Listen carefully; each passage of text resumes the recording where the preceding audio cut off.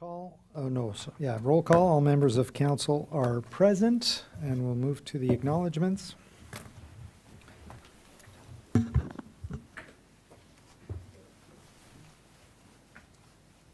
Nous reconnaissons que nous sommes sur le territoire non cédé des Anishinaabe et les terres traditionnelles des peuples Haudenosaunee, Huron-Wendat et Kanyen'kehá:ka. Nous reconnaissons notre obligation commune de respecter, d'honorer et de préserver ces terres et les ressources naturelles qu'elles contiennent. Merci, conseiller. Whereas Canada is founded on the principles that recognizes the supremacy of God and the rule of law, let us take a moment of personal reflection.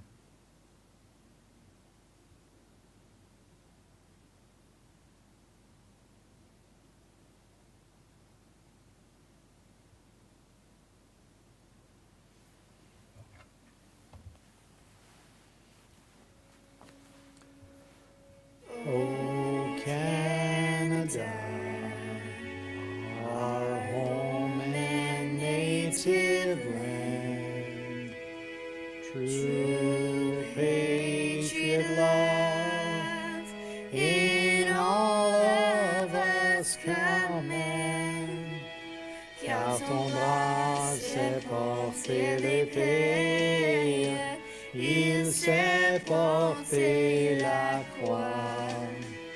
Ton histoire est une épopée des plus brillants exploits. God keep our land glorious and free.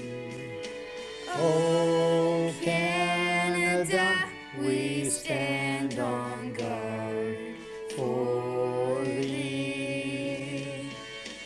Oh, Canada, we stand on guard for thee.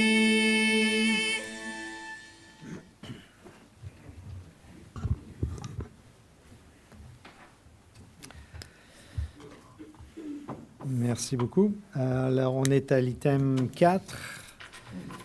Adjonction, effacement ou modification. Membres du conseil, anything to change? Seeing none. Alors, numéro 5, motion d'adopter l'ordre du jour tel que présenté. This is moved by Councillor Deacon, seconded by Conseiller Lalonde. Call for the vote. All in favor?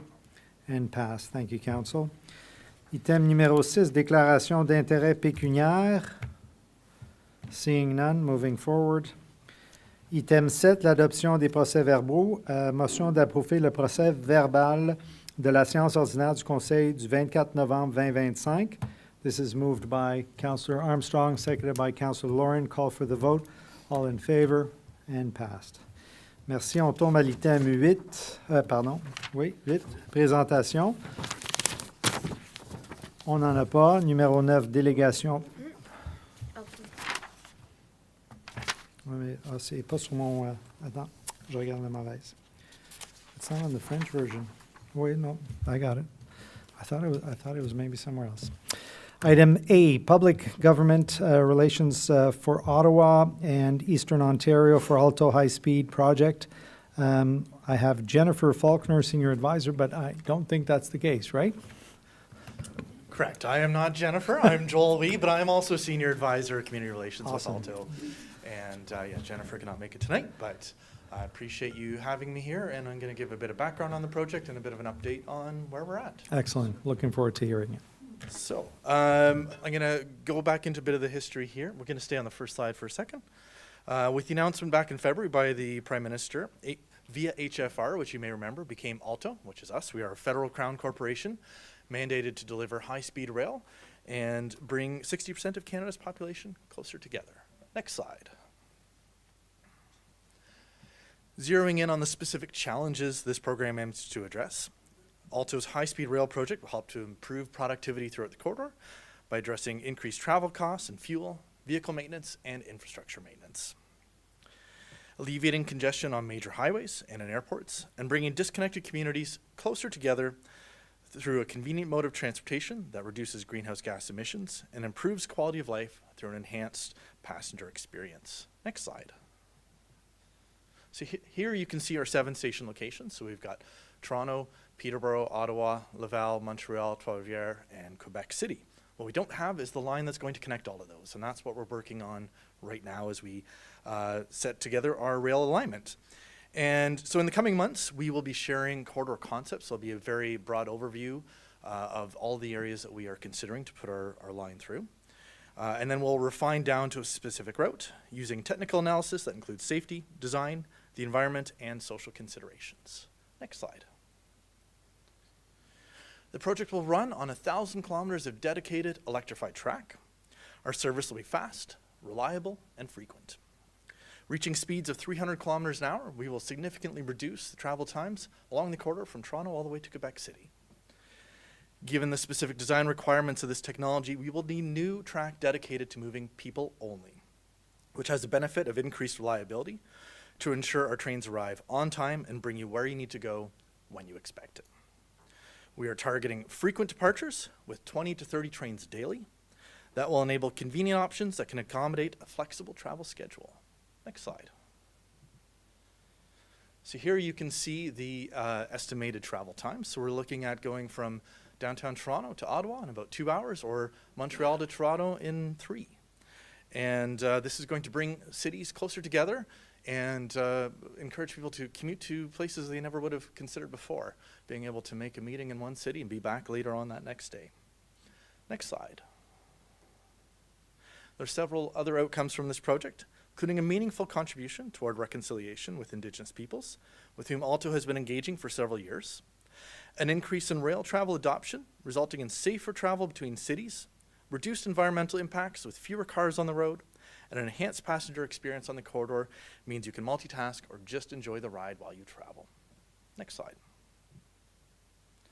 From an economic perspective, high-speed rail is projected to increase Canada's GDP by 1.1%, or about $24 billion annually, through increased productivity, with cities being brought closer together, higher participation in the workforce, and increases in tourism. Next slide.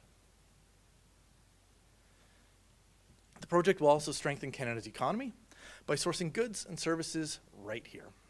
We will need substantial volumes of steel, aluminum, and concrete for our trains, track, stations, overpasses, and all the related infrastructure that comes with a project like this. We're also going to need the people to build it. This project is expected to generate about 50,000 jobs. Next slide. So over the next 4 years, we will be identifying the corridor, the exact alignment, so that line connects all the station locations, complete the regulatory process, acquire the land, and finalize the engineering design. At the end of co-development, in 4 years, Alto and Cadence will present cost and timeline of a shovel-ready project for federal approval, and after that, we're planning to start construction. Next slide. Alto is not doing this work alone. In 2023, Transport Canada launched a rigorous RFP process to identify a project partner. This process closed in February when the Prime Minister announced that Alto would work with Cadence, which is a consortium of rail infrastructure companies based in Canada and France with expertise in delivering transportation and high-speed rail projects around the globe. Next slide.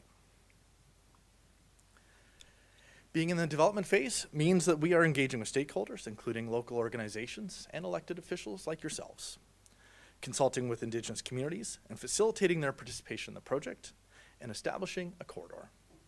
Next slide. We are aware that not all communities see themselves in this project, especially those who are not supported with one of the 7 station locations.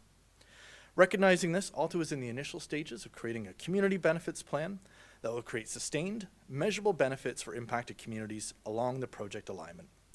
The early vision for this program includes a focus on economic opportunities through employment and procurement for local businesses. Next slide. So I'm going to share our plans over the next few months. Alto will launch a comprehensive engagement process. We'll offer several open houses, virtual information sessions, and an online platform that will focus on educating the public on high-speed rail and give participants an opportunity to share insights that will help inform project decision-making process. As these dates are confirmed, we'll be posting the open house dates online and be sharing those with the municipalities and the communities throughout the corridor. Next slide. Underpinning our engagement here at Alto are principles that ensure that we are open, transparent, and that we reflect local needs across the corridor through respectful communications and an inclusive and collaborative approach. Next slide. As I close out, I want to emphasize that our priority continues to be on building awareness of the project and sharing information with municipalities throughout the corridor. Appreciate this opportunity to come and share a bit about our project, and I'm happy to entertain any questions you might have. Thank you very much. You've given this one already a couple of times. A few times, Yeah. yes. I've got a couple of questions, and I'll turn it to council. So I did have a meeting with Pierre-Yves back in August, and we had some initial discussions, so I'm really happy to see this moving forward. Obviously, there won't be a stop here. Ottawa will be the closest stop, which is fine. The impact on the community, as I see it, will likely be possibly around the corridor aspect of that rail. And if I remember correctly, Monsieur Boivin, pardon me, was telling me that the consideration right now is like a 10-kilometer wide area that's being considered, just because of the speed of the turns and stuff like that are required. And so what's the kind of timing when that comes into focus? Do you know? Or Yeah, so some parts are as narrow as 10 kilometers. Some parts you're going to see when we release the corridor maps early in the new year. Okay. Are going to be much wider, closer to 40. So it's going to make sense as you start to look at more southern routes, more northern routes as we go, especially the stretch from Peterborough to Ottawa. And so that's, right now we're in that part where we're trying to figure out not just geographically what's going to be the easiest to do. We want to talk to the communities and find out what are the key things we need to take into consideration. Things like when this train goes through, there will be no level crossings, so no places where the arm comes down and lights flash and the car stop. It's just not safe when trains are doing 300 kilometers an hour. So we're talking overpasses, major infrastructure. We're talking fencing, significant fencing along this. And so we want to find out as we go through or consider various communities, what are those impacts going to be, and how can we best figure out where that alignment is. Again, there's places where geographically it's going to make more sense, and there's areas where within the properties we're looking at it will make more sense. And so, and we've got to figure that all out over the next 4 years. Well, we'll have to have that sooner than then because the federal government has put us on the major projects list, and part of that comes with a timeline of 4 years to bring them a shovel-ready project. And 1,000 kilometers of brand new dedicated track is a significant investment. So when in that 4 years we'll know, I don't know for sure, but at the end of that, certainly we'll have the full scope of this project ready and costed out for the federal government to entertain. so early in the new year, or in the first 6 months of the year, we'll start getting a feel for that corridor area. Yeah, earlier than the first 6 months. So hopefully in the next month or two, Okay. We'll have, as well, we're going to have some open house events throughout the corridor area. So maybe not necessarily right here, but within a reasonable drive of here, so that residents, organizations, elected officials can be involved in those discussions in various ways, yeah. Fantastic. So likely I will get questions from residents saying, well, if it comes through my property, what happens? What's the typical process? Are we talking about, what's the term? Expropriation? Yes. I didn't want to say it. Yeah. Well, and everybody wants to know about this one. And our goal is to work with properties wherever we can. And again, that's part of where we end up putting our alignment. We'll go where it's going to work best with the properties that are involved. But at the end of the day, our trains take a turning radius, or curve radius is about 7 kilometers. So we can't easily just skip around various properties, but we will hopefully be working with landowners throughout that corridor. So once that corridor is outlined, then the initial meetings will start happening with all residents and everything else. So until we start seeing that corridor getting mapped out, there's really no additional information at this point. Correct, yeah. And this is partly to give you a heads up of the information that's going to be coming out fairly soon, because the residents will probably start asking questions when it comes. Exactly. Can you just confirm that this presentation is also being done at the counties? Yes, we've done the counties, and we're going through the townships right now. Okay, yes. Excellent. Yeah. Questions, comments, members of council? Councillor Armstrong? Just one question. Does this service complement or replace Via's existing service from Toronto to Quebec City? Great question. So we are two separate entities now, and we are looking to complement their services, and so this is not a replacement for what they're already providing. Yeah, and also understanding Via stops at a lot of smaller stations that this train will not, right? So, That's exactly what I was getting to. We have Kingston, Cornwall, all of those places, and some of them major population centers and industry, yet they are isolated a bit from this corridor, especially the Peterborough, Ottawa section. So how would they connect? But if Yeah. you're running separately and you want to complement each other, that's something that's one of the other things to work out. Absolutely. Yeah, and the stretch from Peterborough to Ottawa does not currently have rail for the vast majority of it. So, yeah, there are some communities that are going to have a closer connection. I mean, it's just the nature of it. When we're doing high speed, fewer stops we have, the faster our trains will be.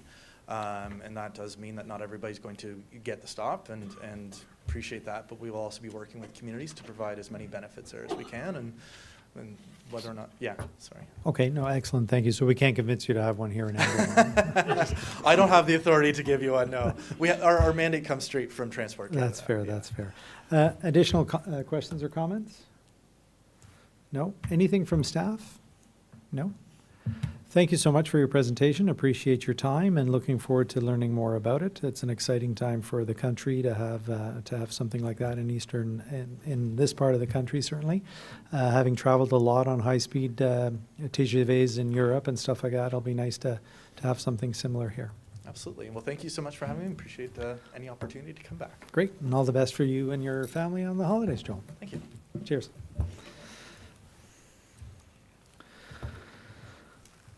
All right, moving to item number 9, delegations, petitions, we have none. Item 10, consent items.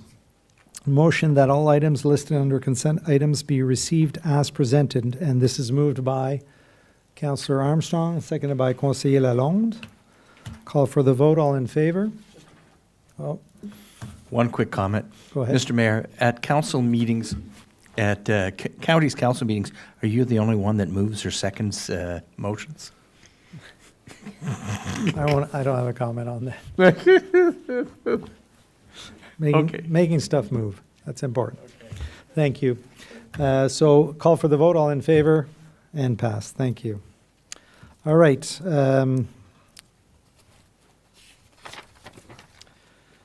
So now, as listed on the agenda, we are moving item 22A, closed session, item number 1, intersection Route 200 and St-Pierre Road, report CS 2025-18, to be addressed in closed session at this time. And so, do I read the, yes, I do, right?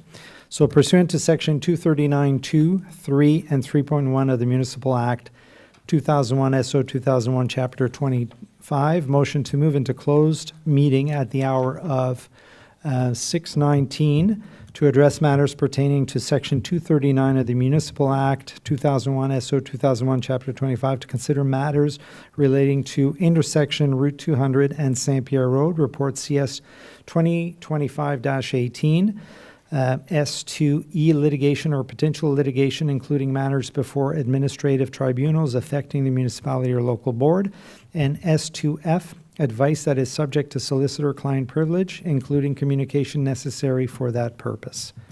I need a mover and a seconder. Moved by Councillor Lawrence, seconded by Councillor Deakin. All in favor of going into closed. Call for the vote and pass. Thank you. We will be in closed session for a little while. Did you want to have the closed session here, or do we do it in the back as we did in the past ones before? Just easier on the, yeah, you can, yeah, we'll just be, it won't be too long. Okay, we'll stay here. Yeah.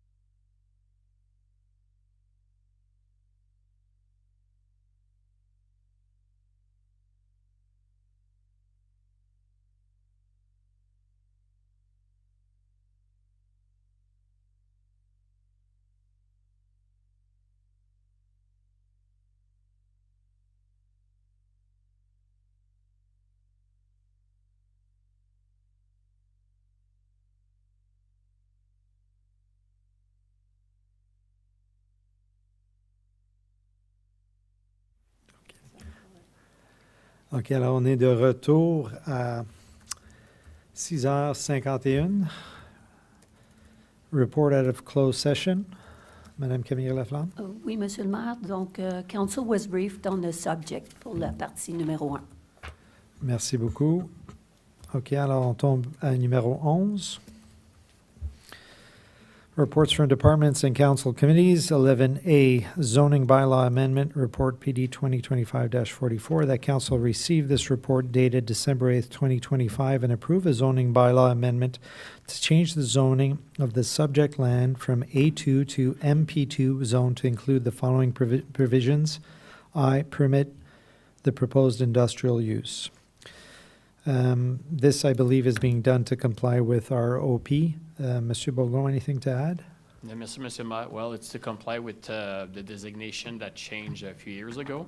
It's also to have that land ready for potential sale and I can state that proposed land is outside of that groundwater recharge. So that's the other reason why the administration's putting that forward to have it designated as industrial or zone industrial. Merci, Monsieur Bourgon. Questions, commentaires, membres du Conseil? Councillor Armstrong.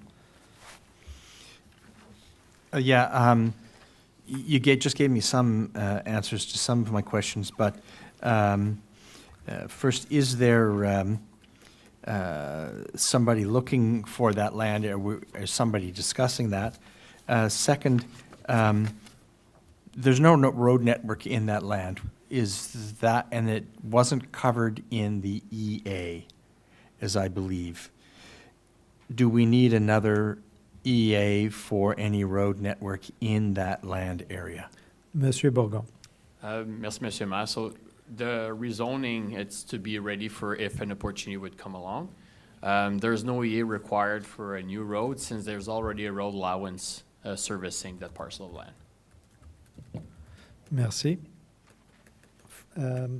Councillor Lawrence, sorry. As a follow-up to Councillor Armstrong's comment, I just wanted to bring to the attention of Council a topic that came up at the Planning Committee on this item, and there were references to the fact that we weren't being transparent and that there were already an in-hand agreements with some sort of an organization, and I just want to reconfirm with Mr. Bourgon that we do not have an in-hand sale agreement with another organization, business, or proposal from anybody for that property. Is that accurate? Monsieur Bourgon. True, Mr. Mayor. So, Councillor Laurent, that's accurate. It's again to be ready. So that's a step that we would have to do if any potential sale will come along in the upcoming months, years, or whatnot. So again, to be ready for opportunities. Thank you. Merci beaucoup. Thank you, Councillor Lauren, for that clarification. Councillor Lalonde. Councillor Deakin, sorry. Thanks. So in that report, I noted that there's continued opposition by North Russell residents in particular about the industry and trade land designation at the 417 Industrial Park. And I do expect that to continue. I wanted to make a comment tonight, just my perspective on the bigger picture of those lands. And I was looking at the current United Counties mapping of agricultural policy area in the county's official plan. And I do believe that in the next official plan cycle, there's opportunity to recognize more diversity of the value of agricultural lands across the counties and here in Russell Township, to have a more strategic and perhaps more sophisticated approach when it comes to agricultural preservation as we grow. And so I wanted to put it out there that in the next official planning cycle for the counties, I would like to better understand the approach for 2020, from back in 2022, and perhaps with that understanding, encourage more nuanced planning when it comes to agricultural policy area in particular. And again, I just want to say this isn't the time or the place for that discussion. That's a ways away, but I did want to raise that perspective that I hold in response or addressing the comments from members of the public that were in the report. Thank you. Thank you, Councillor Deakin. Councillor Armstrong. Just want to point, not specifically onto this one, but recently Council increased the sale price for lands in the industrial park to 100,000 an acre. But lands adjacent to this one are up for sale, and that land is pushing 250,000 an acre. It may be something that council should consider in the next little while, that lands, at least other lands in our industrial park, be reevaluated to make sure that we're actually getting good value for the land that we're selling. Thank you. Monsieur Godin, process where we evaluate that, or maybe Monsieur Dagenet?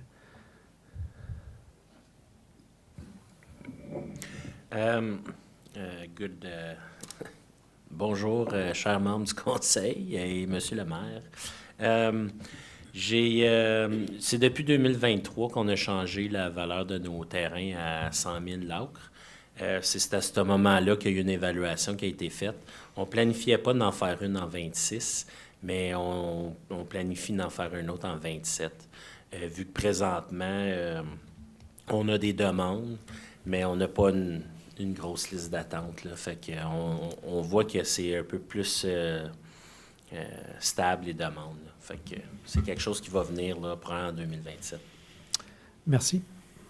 Any other comments on this item? Thank you. Alors, on tombe à l'item B. Alors, que le Conseil reçoive le rapport PD 2025-45 daté du 8 décembre 2025 et approuve la modification au règlement de zonage visant, chaud bon, hein, à modifier le zonage du terrain. Non, on vient de le faire, ça. Madame Camille, oui. 2024-45. 45. OK. C'est bon, pardon. Alors, je continue. Daté du 8 décembre 2025, et approuve la modification au règlement de zonage visant à modifier le zonage du terrain en question d'une zone R1A à une zone R345 afin de permettre le projet de construction d'habitations en rangée avec les marges de recul latérales intérieures réduites à 1,5 mètres. Who's going to speak to this one? Monsieur Bourgon? J'ai rien ajouté de mon côté. OK. Question, commentaire, questions, Councillor Lauren? Yeah, I'll just make the comment on this one is the change from single-family dwellings to townhouses is to follow the extension of Peacock from the current block all the way through and around the corner. The townhouses will actually be 20 feet closer to the road, so away from the properties that are currently there who have I don't know how far those properties are, but they're large lots on Bowles and on Church. So the townhouses being further away continues that buffer zone that's going to be there. So from a single-family house, which would be further or closer to the current residents, I think the townhouses will be further away, makes it more appealable. The height is the same, whether it's a two-story or the townhouse. So I don't have a problem with that aspect, but I just thought I'd share that comment. Thank you, Councillor. Any other questions or comments on this item? Conseiller Lalonde and then Councillor Deakin. A couple of points of clarification. And to Councillor Lauren's point, in the next report, because there is a measurement given between the backs of the houses on Church all the way up to the lot line. From the backs of the houses on Bowles Street up to the lot line, it looks like a similar distance. Is it about, because it's not shown on these drawings, but is it about 55 meters or so? It seems to be a significant distance from the dwellings on Bowles Street up to the property line. Is there a way to know that? Like I say, it looks quite similar to the distances in the next report around the corner. Question, Monsieur Bourgon, êtes-vous en mesure de répondre? Oui, j'essaie de vérifier avec notre logiciel, puis là, ça vient de me dire que c'est temps de resigner. Resign-in. Ouais. Donnez-moi une minute, puis je vais pouvoir vous donner. Mais ce qu'on peut voir sur la map, je pense que le conseiller Lalonde a raison, là, c'est environ la même distance. Là. Oui. And just a follow-up for that, Mr. Yep, Mayor. go ahead. So the other thing is that I know the street well. There's a tree line down down what appears to be the lot lines, the backs of those houses, their lot lines. Some of it is scrub tree. Some of it is very significant in terms of it looks like it was planted by the owners. Is that tree line, do we know that it indeed belongs to the homeowners on Bowles and not to the extent that, I guess what I'm getting at is to hope that that tree line is going to be preserved and protected? Are you able to answer that one maybe? Monsieur Bourgon, and then I'll go to Councillor Lauren. It's hard to say exactly where it stands compared to the property line. Councillor Lauren? In visiting the location last week with the owner of the property, the intent is if anything is on the current residents' land, so if they've planted those and they are on their land, obviously that will all be preserved. If there's anything on the proponent's land, then it'll depend on whether there's fencing that needs to go in and what would need to come down. But the intent would be to preserve as much as possible. And if it's obviously if it's on the current owner's property, if they put it up, then obviously it's gonna remain in place. Thank you, and I can confirm that I had asked that question of Sylvain, and he did mention that it was on the property owners on Bowles. That was the vegetation. Councillor Lalonde, follow up? Yeah, just to clarify too, that there will be an increase in the density here, but the requirement in terms of height, that condition was already in place for that zoning to allow for two-story. So that was always there. It's really just about an increasing of the density down this. Is that correct? Monsieur Bourgon. Yes, that's correct. Okay. And I have the answer to Councillor Lalonde. It's around the 60 to 62 meters from the house themselves on Bowl to their back of the property. So it's even a bit more. 67.05 meters, I think, according to Monsieur Bordeaux, because I had asked the question as well. Sorry, I'm just getting to my email where I see it, that's why. Councillor Deacon. Thanks. This report brought some questions up for me that I have been kind of nagging at me for a while, and I'm just going to make a comment and then perhaps ask for a follow-up from administration. I'm wondering, we're consistently seeing development plans that are adding density, and I think that's driven by a lot of market forces that are at play right now. And that goes without even mentioning the as-of-right ADUs that are permitted now that we aren't even seeing here at this table. So I'm thinking about the official plan, which was established based largely on growth projections and certain assumptions about density in many of these areas that were determined and were used to determine the required amount of new settlement land designation. And at the same time, I'm excited about this official plan because we're seeing from administration bringing in new evaluation and measurement of what those targets are actually hitting in terms of density in the plan versus the outcomes that we're seeing. So I'm looking ahead again at the end of this cycle.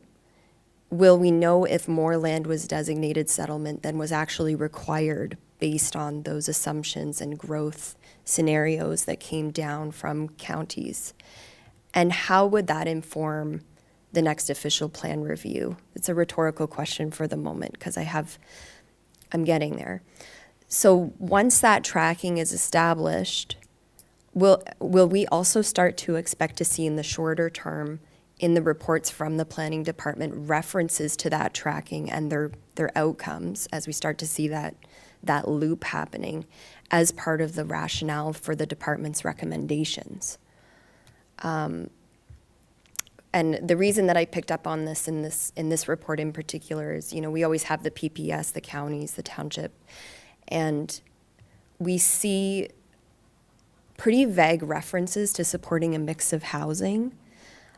We also see fairly vague references. There was one on the UCPR OP level. The proposed uses align with the growth target objectives of the UCPR official plan by contributing to the housing supply within the settlement area. Again, that's vague. So as we're starting to measure better against what those targets actually were, is that going to start coming back in the planning rationale that we'll see in the next little while? And then that bigger picture question I have about how does this all play into the way that we approach planning in the next cycle? So again, I'm not expecting answers from administration tonight, but those are things that are on my mind as I continue to see more of these coming forward. And we have an official plan for a reason, and I want to make sure that the planning that we're doing is well informed by the tracking and evaluation. But what happens in the next cycle as well is kind of some curiosities that I have at this point in the implementation of it. I think that's an excellent point, and having that data and seeing that it makes a difference that this is being done and we're making these exceptions, I think would be very valuable. Along the same lines, and although I'm not objecting to this one, as I was going through it, I was going back to the OP, both at the county level and ROP. It talks about the requirement for the PPS to approve or to support density increasing and so on, and I'm all for that. But ROPs also talk about neighborhood character and conserving that neighborhood character. And so every time we make these little exceptions, we kind of it has an impact somewhere in there. And so I'm starting to wonder of the value of these exceptions that we ask every time. And I think the more that as this goes, if you look at some of the neighborhoods, I'm not sure that character is not being impacted here. So I think moving forward, it's something to look at and something to consider, certainly at the planning stages. I'll leave it at that. Councillor Deakin? Yeah, the character of the community is one thing. I hear a lot of concern from residents about sprawl and preserving agricultural lands long term. And so what if we find ourselves at a point where we're overshooting the targets? And how do we justify the settlement land designation that was decided upon if we're overshooting them? I think I am pro-density. Financially, fiscally, it makes a lot of sense. These are village settlement areas. These are not hobby farms. These are not farms that need large estates. These are new communities. I'm excited about that. But the bigger picture around planning, again, I'm excited that we're doing better measurement. We'll have hopefully some targets and some feedback loops that are sending us better signals. But again, I want us to be thinking about the possibility of overshooting those density targets and not only meeting but exceeding the growth projections with the sort of development that's happening. Thank you. Councillor Armstrong? I have to agree with Councillor Deakin. One of the things that I have been considering or looking at in the last little while is the PPS tends to be updated, at least recently, every 4 years. Our OPs have been updated approximately every 5 years at the county's level, and it's even longer at the township level. So we're not following, having our updated official plan that takes into consideration all of the factors and the constraints placed upon us by the government. Second, sometimes I wonder about who's leading the planning process. because we get so far behind, I think that the township is the tail in the planning process, and we're not up front in the planning process. Think about that. I mean, that may mean that we'll have to, make a resolution and push it up all the way to Queen's Park. But there's a disconnect in the planning cycles between what comes out of the provincial government, comes out of the counties, and what we are reacting to. And the way the planning cycles work and the planning process is to update official plans. I don't know if our current system will allow us to react properly to all of these changes. So we get behind and farther behind. In the next official plan, we're farther behind again. And we find ourselves in the situation that Councillor Deacon has just elaborated here. So just my thoughts on that matter. Thank you. Councillor Lauren? Yeah, I mean, I look at it and, I mean, that is the reality of a lower tier government, right? You've got a regional government and you've got a provincial government that make the rules. And by the time it flows down, that's when we have the opportunity to make our changes to whether it's the official plan or whatnot. It's always going to be that way. I don't see how you can have it any differently other than removing one of those layers. And, if that was the case, you'd be removing the counties from the equation, but then you would become your own single-tier municipality. And I don't know if we're anywhere near that discussion at this point in time. So, I don't know how you get around that aspect, especially when you have competing priorities at the province, whether you have a blue, red, orange, green, whatever party at the front, things are going to keep changing. And I don't know how we can stay up on top of that any quicker than we are. Councillor Deacon? Thanks for the discussion. Just pointing out, of course, that we do have representation at the counties level and we do have influence and I believe quite a strong positive relationship at the counties level. So perhaps that should come into play. Or I haven't been through this cycle before to see how that plays out, but it's something on my mind as we have this conversation tonight. I think great conversation and obviously issues that are coming about and things that we need to track for sure. Any other comments on this item? Councillor Lalonde? Yeah, I just want to echo what Councillor Lawrence said. The idea that maybe we're at the tail end of it, I guess that's true from a legislative perspective, as was mentioned, being a lower tier. But I think by the same token, I've been on the committee, the planning now for over 3 years, served on it once before. I think planning department has a good command of where things sit, and of late, there was a lot of debate in the last couple of years about wanting to know, to measure that density, to make sure we're not overshooting it, or if we are, that we're well aware of the fact that we're doing so.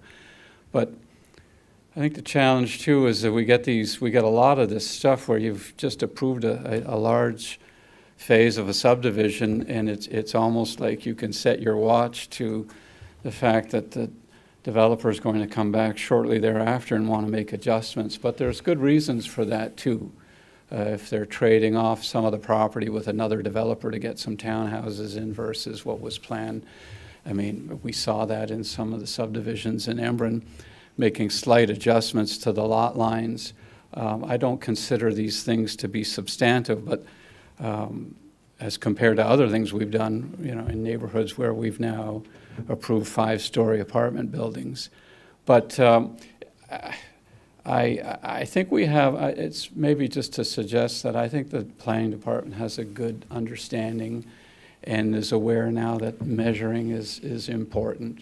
I've asked the question myself in the last couple of years with some people in some parts of the township sitting on properties that are zoned for apartment building development where nothing has happened in 5 years. The response has been, yes, that's true, but at the same time in Embrun, they're ahead of schedule on some stuff, and some zoning there is allowing some apartment development. So it tells me that, you know, that there is some measuring going on, and maybe to Councillor Deacon's point, I hope that continues so that if we do get ahead of the curve, at least we're well aware of it. I mean, it's that challenge now. We have all those on the rural end of the community who want to see as much intensification in the settlement area as possible to, to avoid that urban crawl. And by the same token, we don't want to see too much intensification if it wasn't really required in the first place. So, but I have faith in staff, and up to this point with the planning department, that I think they have a good understanding of this as well. Merci beaucoup, Conseiller Lalonde. Any final comments on this item? Okay, moving to item C. That Council receives report PD 2025-46 dated December 8th, 2025, and approves zoning bylaw amendment to change zoning of the subject land from R358 zone to R360 to include the following provisions. I, increase the maximum permitted height to 8 meters, and 2, or II, decrease the minimum required interior side yard setback to 1.5 meters. Comments from the Planning Committee? Councillor Laurent. So this item was discussed at length at our last meeting, and it had come back a couple of times in the past few years, and there was a restriction put on height back in, I want to say 2013, if I'm not mistaken, somewhere around there, and it was just maintained through the site plan process, which the restriction was to keep it under 6 meters. I think it was at that point. What the proposal is now, and this after going to see the site and speaking with the affected parties on Church, the height difference is about 6 feet from what it is, but it could, under an R3 zoning, could go to 10 meters, or 10.5 meters, which is a lot higher. The requirement that they need is so that they can continue on with townhouses right through the block, and that's the continuation of the item B that we had, is they continue on for those 2 blocks and then continue on around the corner. By creating the townhouses versus single family, again, they're moving further away from the properties on Church. So there was one family at 363, I think it was, Church, who came in and gave his objections to it. I've had discussions with him over the last few weeks since the Planning Committee meeting. And at this point in time, while he's not happy with the fact that there's construction behind there, he's resolved to the fact that there will be building behind him, and he'd prefer the further away project rather than the closer project.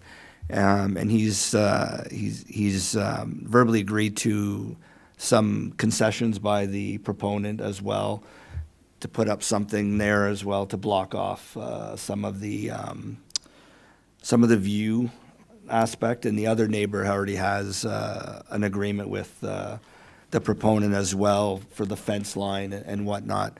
So while some of that stuff wasn't necessarily sussed out at the Planning Committee meeting, and subsequently the Planning Committee did not agree with the Planning Department, from my perspective, and I did vote against it at the Planning Committee, but feel that based on all the information that's come out since, and having gone to see the location and see the 30-foot pine tree, or 30-foot cedars behind 363, and seeing that there's not going to be the view of those townhouses, and the fact that they're going to bridge a little bit of a gap in between the hedges. I don't have a problem voting in favor of this now going forward, for that reason. So I don't see a reason to not. And if we you know, the two proponents now are in agreement with that. So for me, while disappointing that that we had to come back again after figuring that we had eliminated the issue of that block with the previous owner of the property, I feel that at this point in time that we should just move forward with it as requested. Thank you, Councillor. Any other questions or comments? Councillor, I'll go to Councillor Lalonde, then Councillor Deakin, if that's okay. Yeah, I just want to say that I support the statements that were made by Councillor Lauren. I was out there today as well and aware of the history behind it and aware now that there has been some accommodation that seems to meet with the requirements of the both neighbors. And so for those reasons and as was mentioned, by putting in the townhouses, it actually moves them, it requires that they be moved further away from the lot line or create more of a distance between the lot line and the building. So I think in the circumstances, yeah, I would also support going forward with this. Merci, conseiller. Councillor Deakin? Any other comments on this item? Merci. Moving to item D, que le Conseil reçoive le rapport PD 2025-48 daté du 8 décembre 2025 et rejette la demande de réduction du montant des garanties financières requises dans le cadre du dossier de contrôle du plan d'implémentation D11-163. Quelque chose à rajouter, M. Bourgon? Merci, M. le maire. Simplement rappeler au Conseil que, dans le fond, l'administration suit nos procédures normales de la façon de calculer ce que les applicants doivent donner en lettre de crédit, là. Donc, nous, on calcule ou on demande la valeur des travaux de site, puis on retient 50% là, comme lettre de crédit. So that's the reason why it was denied at staff level. We're following our policies to ask for 50% letter of credit of all the total worth of site work.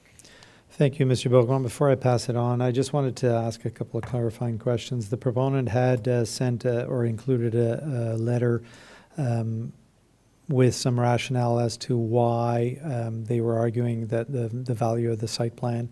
Are there aspects of the site plan on the inside of the property that the municipality wants to ensure are properly done, i.e. whether it's fire route safety or anything like that? Yeah, so through Mr. Mayor, to answer your question, yes, it's not necessarily just the buffer zone around the property. We're looking at the entire site and all the requirement that needs to be done as a site prep or site construction. So as you mentioned, fire route access, drainage, those are all things that fall in or fall in the site work or stuff that we're looking into. And so the amount that we ask is a standard amount that most municipalities ask. It's not above and beyond. No, it's a standard practice of any other site plan that we currently have ongoing. Okay, Councillor Lauren. First thing, I'm going to ask that we pull this item out. Secondly, I'm just going to ask in terms of the interpretation of the site plan manual that is followed by staff for this. I understand that it says in the section, why do I need to have a letter of credit prepared? And it speaks to the letter of credit must be prepared to cover half of the cost of the site work, including landscaping, paving, lighting, etc., but not including construction of the building. The $3 million project cost that was presented includes all of the buildings. So why would we consider all of that and not just the projected amount of all the site work of $600,000 and change? Thank you, Councillor. Mr. Bourgon? I can pull up the cost estimate, but the buildings were not included in that estimate that was provided. I think if I remember, I did inquire, and I think one of the major costs was the amount of gravel that needs to be brought in that really increased the amount there. But it's my understanding that the buildings were not included either. But if you can verify that, but we're going to pull this item at the request of Councillor Lauren anyways. Any other comments on this? Councillor Lauren? Is there any distinction made, between what would be a building, I guess, per se, the construction of a building, and what, in this case, is a warehousing, public warehousing facility with sort of low-level shed, nothing you'd refer to as a building such as a dwelling, or is there any distinction that can be made, between that, or is it just a blanket rule that applies across the board? Monsieur Bourgon, I think, again, we're talking, like buildings are normally not included. Exactly, buildings are excluded, and what we ask in terms of estimate to establish the value of the letter of credit, it's the same across the board within the municipality for a site plan. Conseiller Lalonde? So it's back to what you said, it's the landscaping around the area, it's the retaining of monies for that includes drainage and the rest of it, it's everything around the building perimeter itself that you're looking to make sure is completed to code or to specifications of the site plan, specification. Okay, so we will pull this item. We can further discuss it unless someone wants to discuss anything more at this time. Okay, so we're pulling item D. Okay, moving to item E. The council receives report CSAS FS 2025-27 dated December 8th, 2025 and approved as outlined in Schedule A applications for cancellation, reduction, or refund of taxes pursuant to Section 356, 35, and 358 of the Municipal Act 2001 SO 2001 C25. I believe this is standard practice. Anything to add, Monsieur Dagenet? Questions, commentaires, membres du Conseil? Merci. On va à l'item F. The Council received report CSAS FS 2025-28 dated December 8th, 2025 for information purposes. Just a comment before I pass that on, Monsieur Dagenet. I think 20 applications submitted, batting 50% success rates, 5 approved, 5 declined, 10 pending. Just a little over 12 million received. 10.9 million received out of the 12,295,000 requested. So we're at about 89% approval, which is great. So a big thank you. I'd like to publicly thank our MPP, Monsieur Sarrazin. He's there for us, supporting us certainly at the provincial level, where we've seen a lot of these very positive results. Anything to add, Monsieur Dagenet? What can you do to get us to 100%, though, is what I'm looking for. Anything to add, members of council?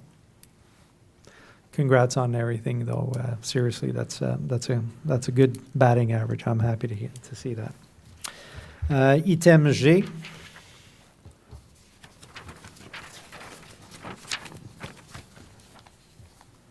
Que le Conseil reçoive le rapport CSAS-FS 2025-29 daté du 8 décembre 2025 et approuve le transfert de fonds à 2026 pour les travaux opérationnels et le capital en cours mais non complété en 2025 et que le Conseil approuve les ajustements de fin d'année tels que présentés dans la cédule A.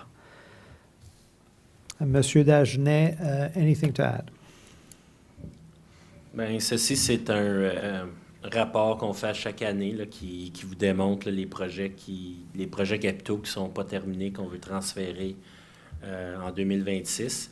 Puis aussi, on recommande au Conseil qu'est-ce qu'on peut faire si jamais on a un surplus budgétaire là, avec le budget 2025. Donc, on demande votre autorisation là-dessus.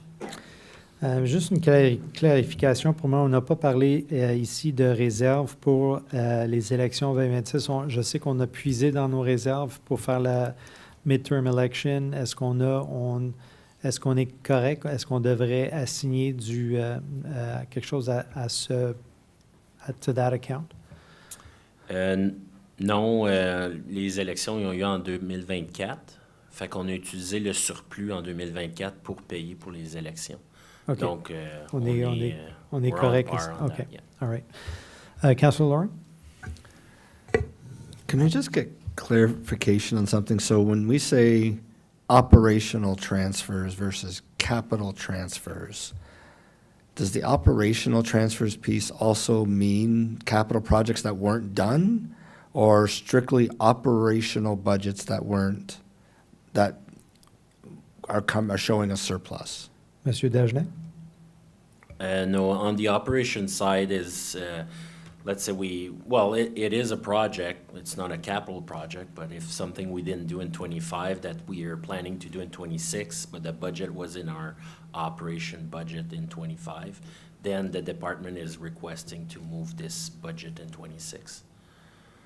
Assuming that the project is still ongoing, it just hasn't been completed or hasn't been initiated, but it's still part of the request to do that. Yes.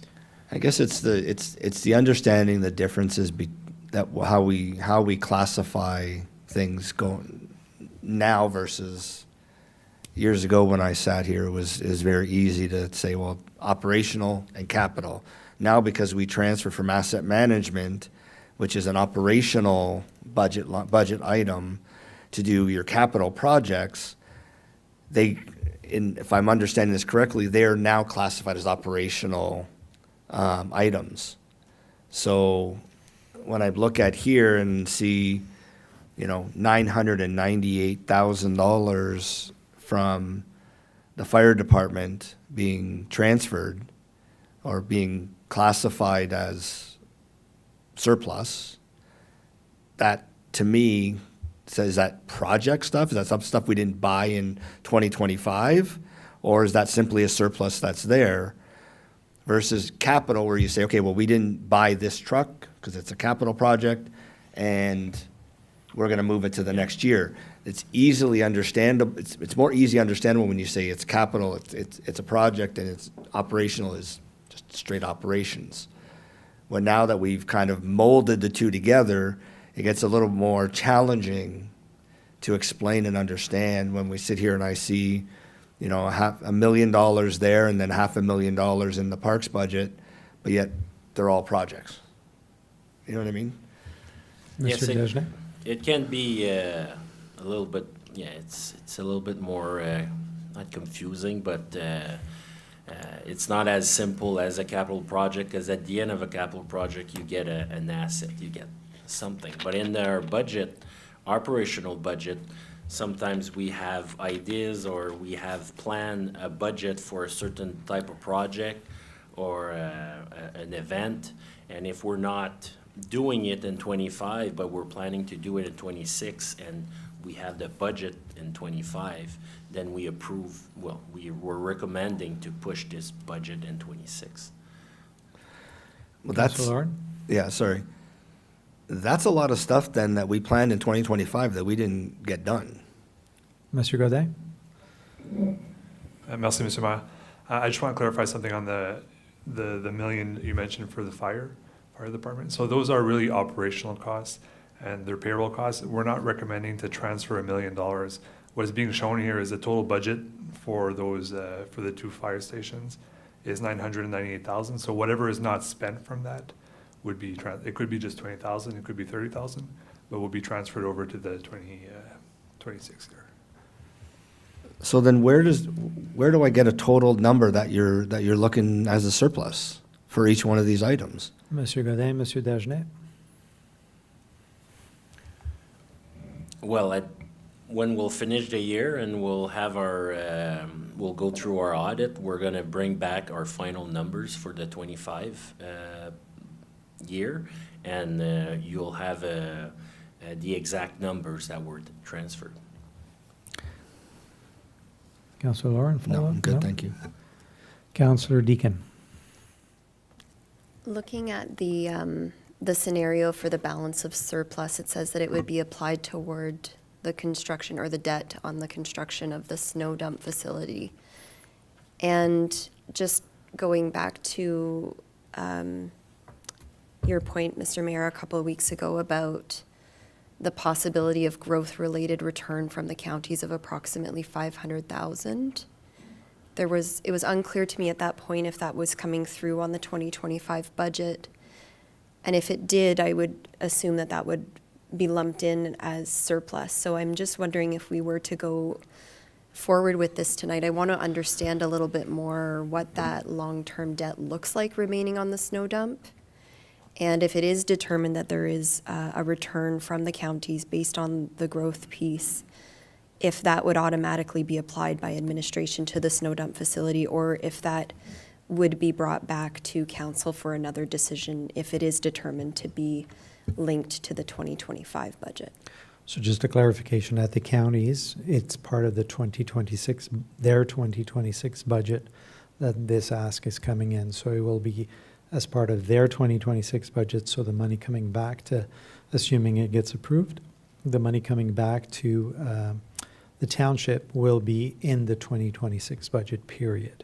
That's the way I understand it to be, and I think fiscally that's because it'll be an adjustment. And moving forward, if the intention behind that stays true to the initial thoughts that were proposed, it'll be an annual amount that comes in always after the budget's approved, which means that it should apply to our 2026 budget.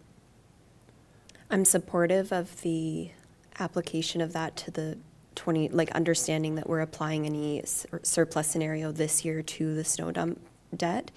If it's determined, though, that this goes back to the 2025 budget, I would like it to come back to council, the expected surplus from that return from counties. I mean, I understand that your interpretation is that it's on the 2026 budget, but I just want to state that if it does turn out to be retroactive to 2025, that I hope that it's my expectation that that would come back to council for a different decision. Yeah, and I think it's also a fair expectation, Councillor Deegan, that any monies coming back from counties will come up to council for discussion. So regardless of the policy here tonight, we will be discussing that aspect. Monsieur Dagenet, anything to add? Monsieur Godin, anything to add on this item? Well, that's how I understood it. It's for 26. Yeah. 'Cause I believe the county had their budget for 25. So if we come in December and we tell them that they can't count on a certain amount of revenue that they were expecting, it would It's an impact on the 20. make a big impact on their 25 budget. So. Yeah. So if there are any changes, we'll deal with that. But regardless, money's coming back from counties at that level will be discussed at council. So, thank you. Moving to item H, the council received report CSASFS 2025-30 dated December 8th, 2025, and adopt a temporary borrowing bylaw. This is a standard practice annual approval. Anything to add, Monsieur Dagenet? Questions, comments, members of council? No, thank you. Moving to item I, que le Conseil reçoive le rapport CSAS-COMMS 2025-02 daté du 8 décembre 2025 et approuve le règlement proposé. And so this is our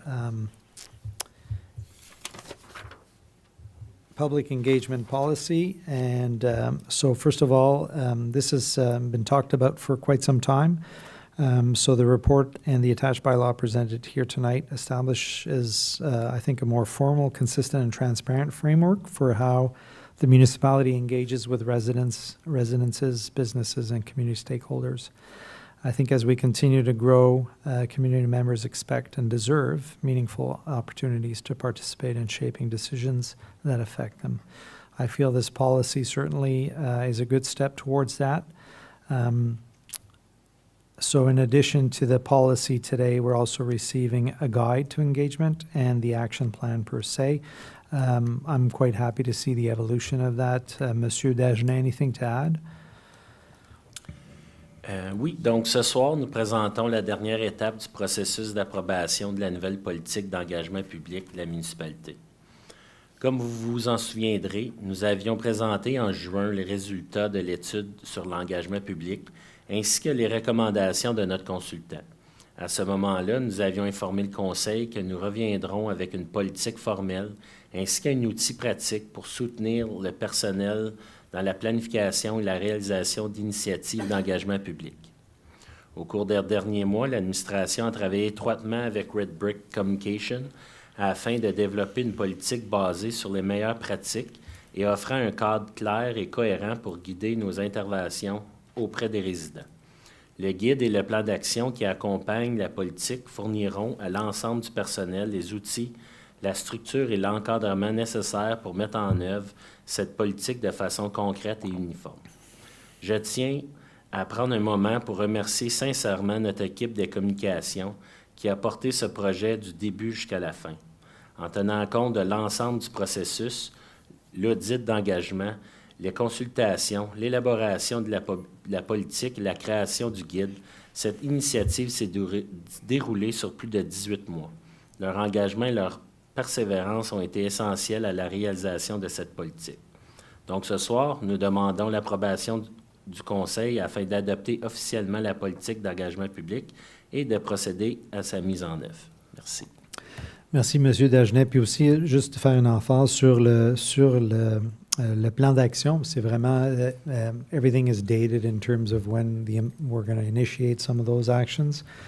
So I feel that it's not just a vague policy, but we're actually putting concrete actions into play, which I'm happy to see. So I'll open that up to Council. Councillor Armstrong.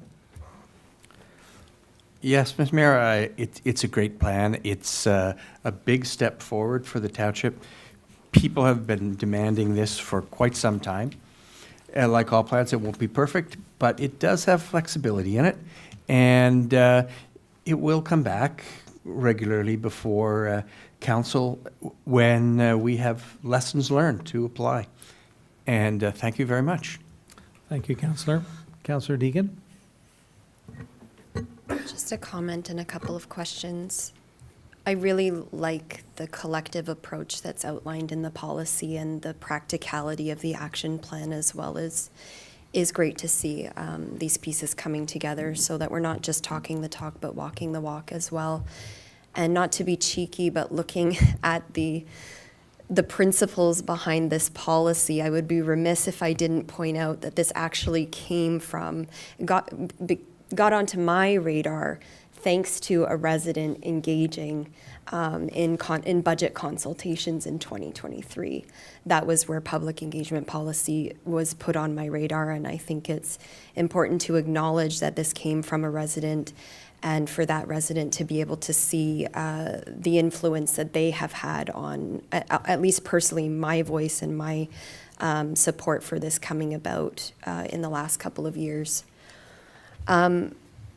I'm very supportive of the facilitation skills training for council members in the next term in terms of the way that committees are chaired in particular. And I see that as a potential shared benefit by municipalities across our region who have advisory committees, perhaps even beyond across Ontario. So just looking at you, Mr. Mayor, if there's a possibility to bring forward to our regional AMO rep, who I believe is Mayor Lowry, that could be perhaps a beneficial undertaking as a collective of municipalities, not reinventing the wheel, but scaling up the benefits that could have and the economy that it could have for our next term of council to access.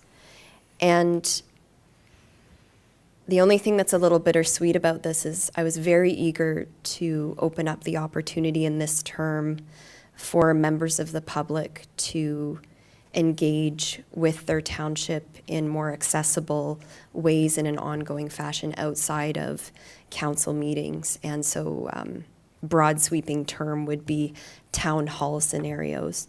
In the action plan, I'm not seeing that for the remainder of this term of council. It's dated for 2027.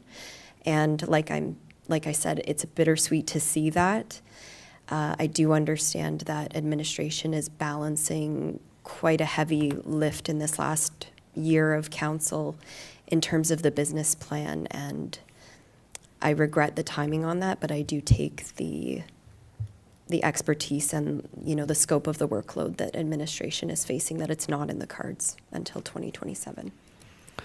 Thank you, Councillor. Any other comments? Councillor Lalonde? Yeah, I'd like to echo some of that from Councillor Armstrong and Deacon. I think it's a good plan. I applaud staff for putting something pretty significant together here. It's not lost on me right out of the gate under the purpose section that there's a rather bold statement there that suggests it allows the public to be involved in the decision-making process related to matters that affect them. And then it goes on to say a few more words. So that's what this is really all about. And to have that language right in there, right out of the gate, I think is pretty bold and encouraging.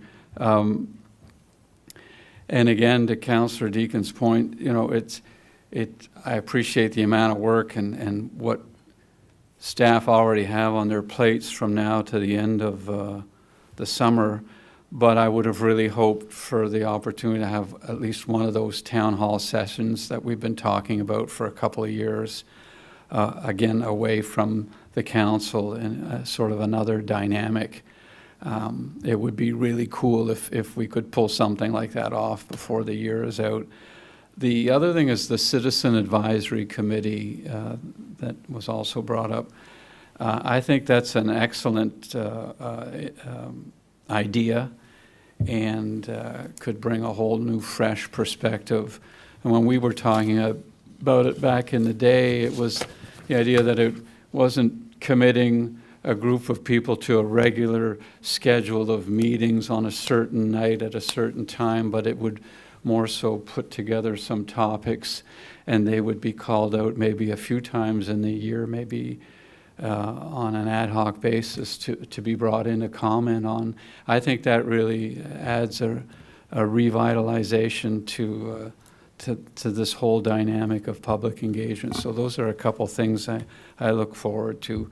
And one last thing is just, I looked at the quick guide too, and I think it's a handy little summary, sort of go-to document. I applaud that. It's simple, but it's effective, and that's what's needed here out of the gate, is something that can get your head around quickly. And so I just want to applaud all those efforts. Thanks. Merci beaucoup, Conseiller Lalonde. Any other comments on this item? Thank you. Félicitations. Merci beaucoup. Moving to item J, the Council receive report CSASAM 2025-05 dated December 8th, 2025, and adopt the implementation of the asset management strategy as outlined in the plan. So we have $553 million of assets that we need to take care of, Monsieur Dagenet? It's more than that. What? No, but in the AMP we had 553 that are listed, right? Okay. Ça représente 78%, non? OK, je vous laisse la parole, Monsieur Dagenet. Tonight marks the final step in the approval process for the Township 25 Asset Management Plan. As you will recall, we presented the draft plan to Council in September to gather your feedback and ensure that the proposed strategy aligned with your expectation and priorities. Following that feedback, we made the necessary adjustment based on the options selected and incorporated the corresponding financial strategy directly into the 2026 budget. This alignment allowed us to establish a clear and realistic 10-year funding plan that addresses our annual infrastructure needs and reflects Council direction to adopt a long-term, sustainable approach. We have also added a section to the report outlining the updates and enhancement the asset management team will be undertaking over the coming years to ensure the plan remains current and continues to improve.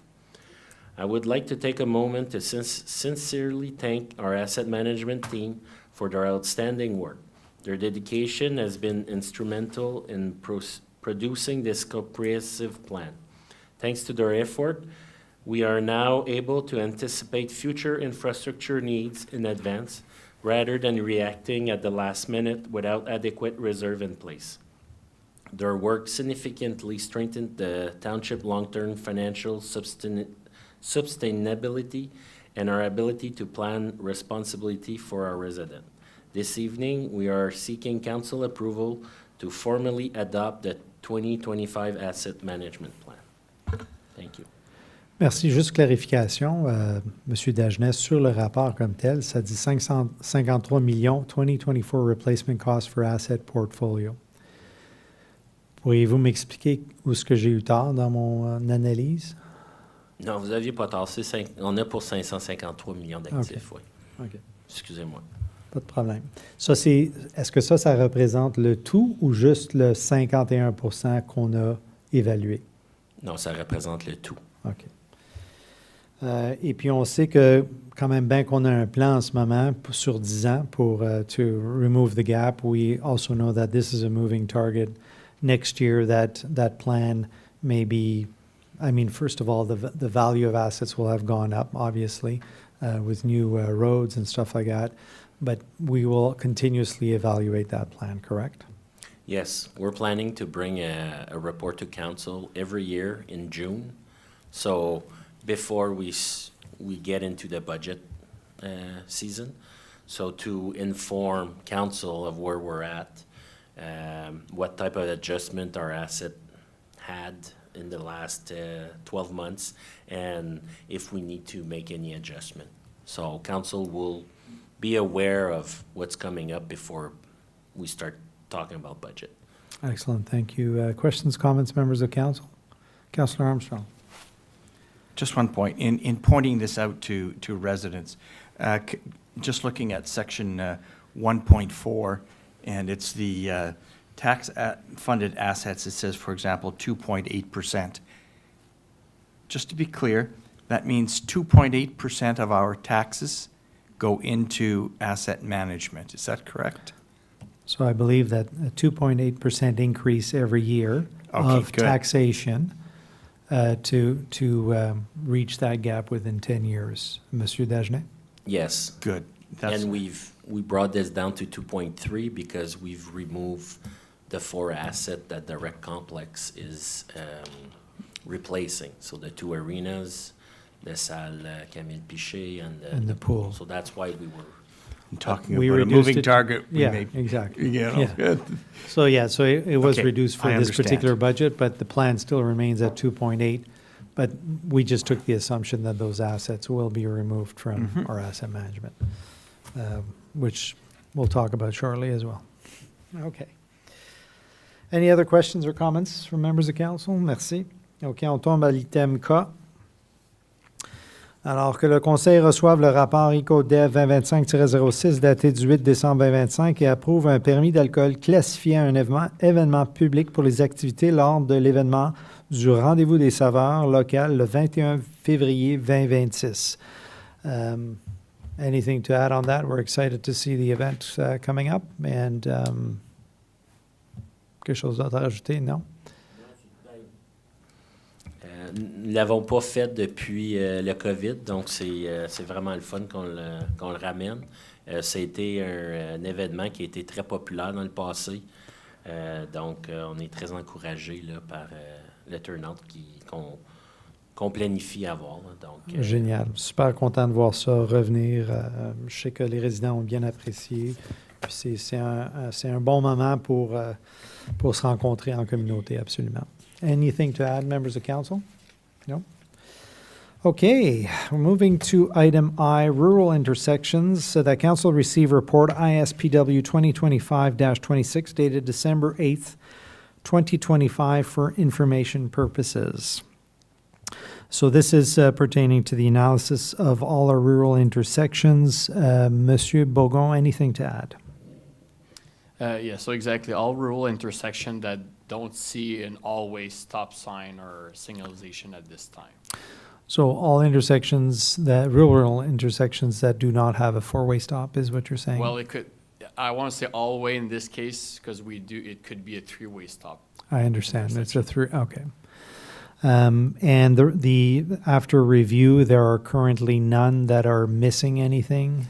Exactly. So based on the Ontario Traffic Manual, all the warrants, there's no intersection that would meet the four-way intersection.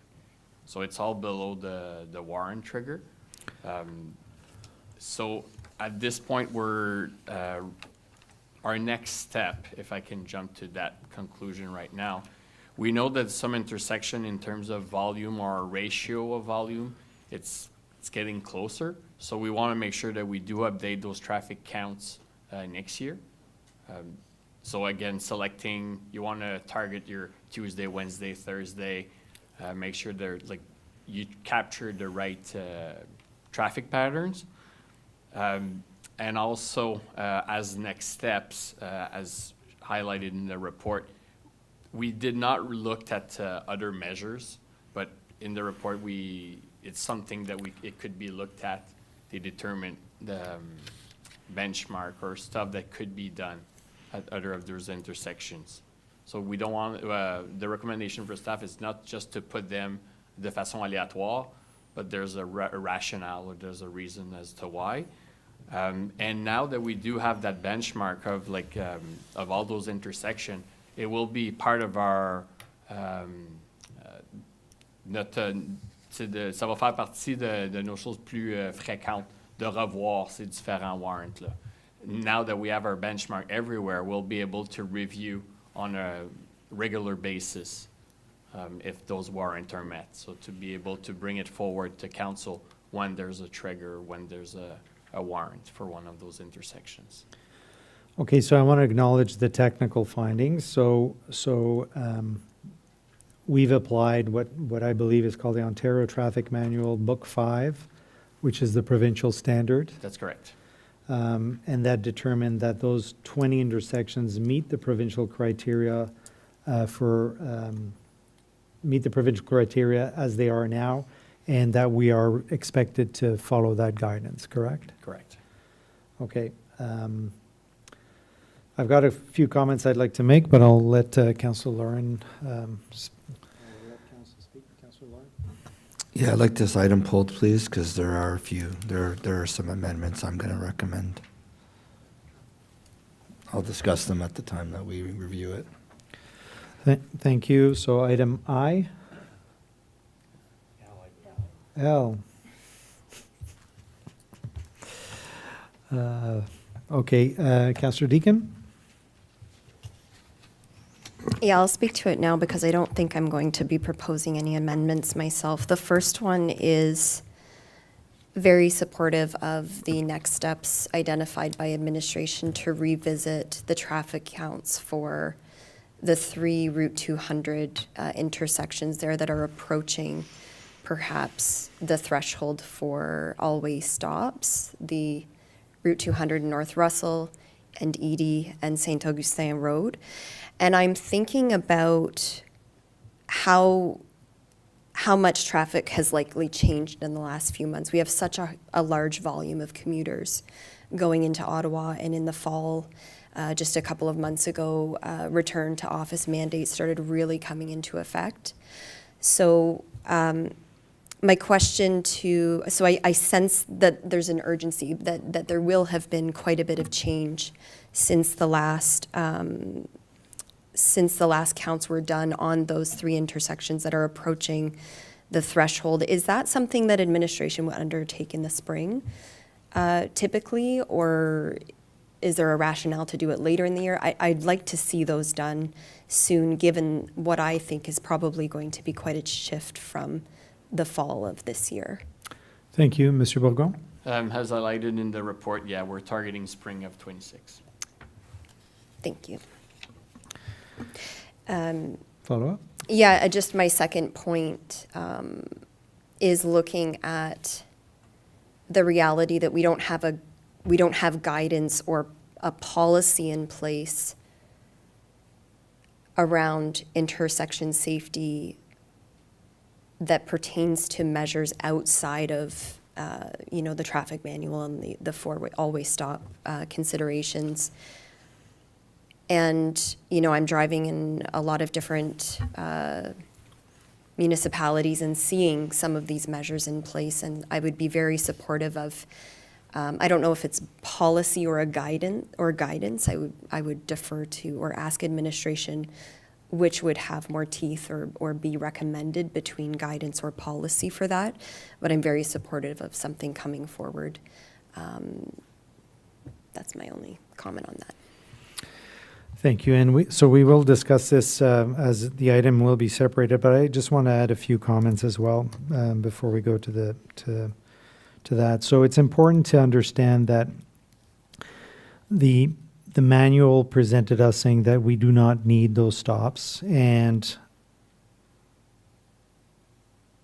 that's fair that our intersections don't meet that. But I think I'd like to acknowledge that there has been some public concerns for some specific intersections where there have been issues. And although the adding a stop is not warranted, I would like to, and when we pull this item, I will likely be proposing an amendment as well pertaining to maybe enhancing the current stops that are there, and whether that's through, oversizing or flashing or rumble strips or something like that. And again, that, we'll get to it when we discuss that, but I'm more interested in us having some sort of policy for intersections that are coming close. And so to recognize, either problem areas or to recognize intersections that don't meet the requirement, but that we are able to kind of adjust that level of or the value of the existing stop sign that is there. So I'll be speaking to that when we separate, when this item comes back as well. Anything else on this, Councillor Armstrong? Yeah, just one. Remember, the Ontario traffic manual takes a very formula-driven approach to things, as it should, because it has to have something that applies across the board in all the municipalities. But we, as council, are responsible for the local situation, and we have to account for all our local habits, etc., in how we drive. And we can do something that is a little bit above and beyond, or not quite as recommended by the Ontario Traffic Council, as I say, the Ontario Traffic Council recommends. And they tell us it's warranted. But I shouldn't think we should be afraid to do something, that one little step extra to ensure that we have things right within our own township. Thank you, Councillor. All right, so this item will come back. So item L will come back. So we move to item M. The council receives report ISWAT 2025-04 dated December 8th, 2025, and approve the proposed bylaw to award a contract and to authorize the entry into an agreement with Landmark for the repair of the Ambrim Water Tower for $2,740,900 plus $48,239.84 and equals $2,789,139.84. This amount includes a 1.76 non-refundable HST, and approve the revised budget as per financial implications of this report, and that the mayor and clerk be authorized to sign the agreement. I recognize the urgency of this item. Anything to add on that, Monsieur Bourgon? Merci, Monsieur le Maire. So by having the tower empty, it's always stressful for the department, for the community at this time. So we in the last few weeks, we worked hard to, one, expedite the procurement process. The scope of work that was given to both contractors has evolved as well throughout the last few weeks. We know that there's a similar situation in another municipality where they encounter similar issues with the tower. So they started off just by having a simple tender out to remove the coating and apply a new one. After the removal, they discovered other issues with the tower itself for the structure that couldn't be seen with the coating on. So there are even possibility of need to put the tower offline completely. So that's the situation that we're trying to be prepared for.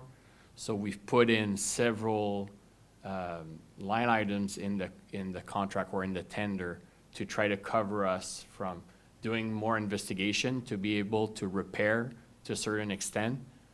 And so that's why in front of council, you see there's like separate proposed amount. So the proposed work or required work, it's to remove the coating and to be able to expose the structure and to be able to do a proper assessment of the structure. So the concrete, pretty much what's holding the ball in the sky. So with that analysis, we'll be able to determine what's our next steps. So the provisional item does include different steps, different extents of work. So it was built in a way that both contractor can put in an amount or per type. So we just went with the total of both, so that's what's being shown to council. But also, we need to acknowledge the fact that Landmark are actually doing a similar work. They know what they're getting themselves into. They got good reference, which the other contractor, one of their reference was for a complete different type of structure. So we didn't feel comfortable recommending to council to proceed with the other contractor, knowing that they did not work on the same type of structure that we have for our water tower. Thank you, Mr. Bourgon. So just to clarify, so the scope of work, the basic scope of work is very similar between the two Yes, companies. It's the provisional aspect, that's 700,000 more with Landmark. Yeah, and sorry, Mr. Mayor, I don't want to interrupt, but if the line items that will not be used, well, that money won't be spent. It's really in terms of to be able to compare both the bids of both, we went, and it was clear from the beginning that the total amount would be looked at in terms of evaluation. So what just to clarify, what you're saying is Landmark has a better understanding of the potential provisional items than Core Coat would have? That's correct. That's our what the administration and our engineers believe from the information that we have in hand. And based on the fact that they are currently doing this really similar repairs right now. And they'll be able to mobilize as soon as possible. So early in January, we'll be able to start the process.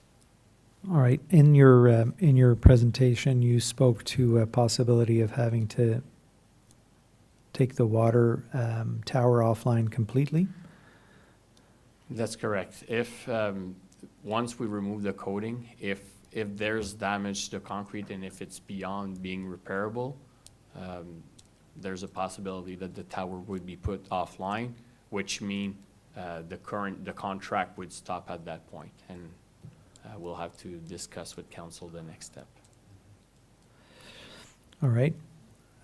Questions, comments, members of council?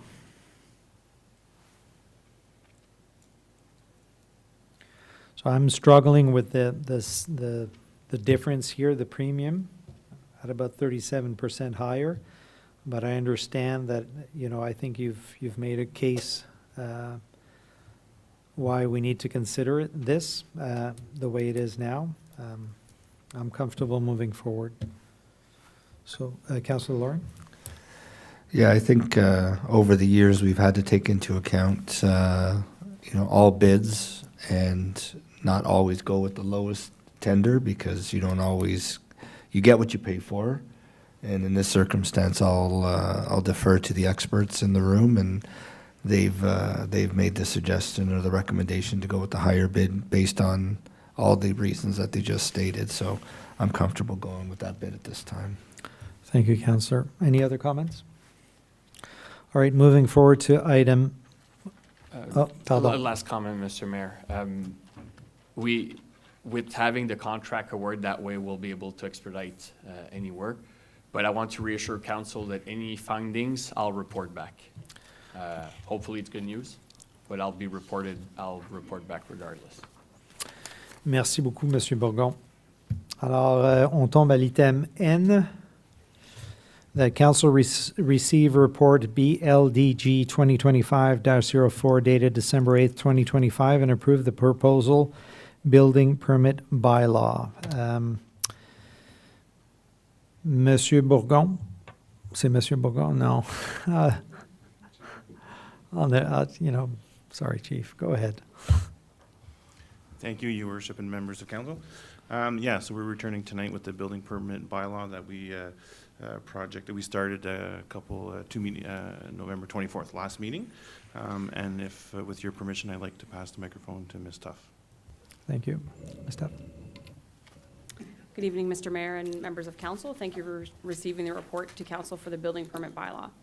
Further to previous council meetings, we're proposing an update to the current building bylaw, which will include changes to the building permit fees. You'll see in the report the new bylaw, which includes minor changes in wording, definitions, and major changes being related to the building permit fees themselves. We held a public meeting on November 26th here at the Gaston Patnaud Hall, which was attended by 4 people representing local builders and a developer.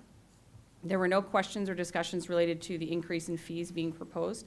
There were only a few questions at the meeting. One was related to the refundable fees and the related timelines for them. Another was related to the timeline for building permit issuance, and a third was related to the date, the building permit application, and the building permit fees associated to it.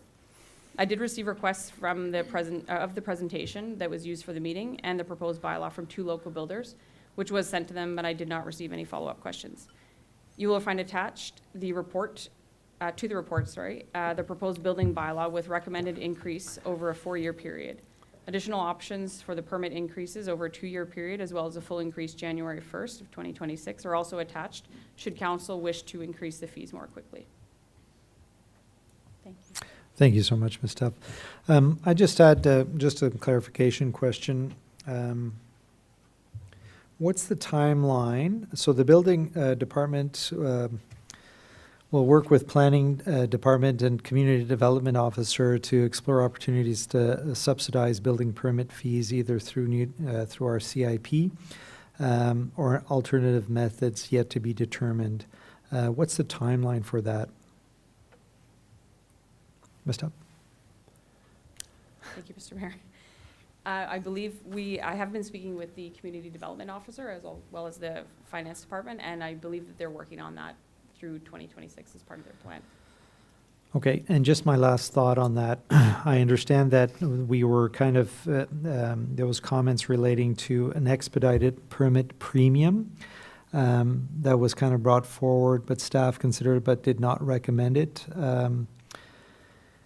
I would venture to say that, if we are going to be able to give some sort of discount through a CIP process for affordable housing, that maybe, that could be countered through a premium for expedited ones on the flip side of it down the line. So it's just a comment. I'm not asking for any changes or anything like that. I'm happy with the recommendation as it's presented, but it's just passing on my comment on that.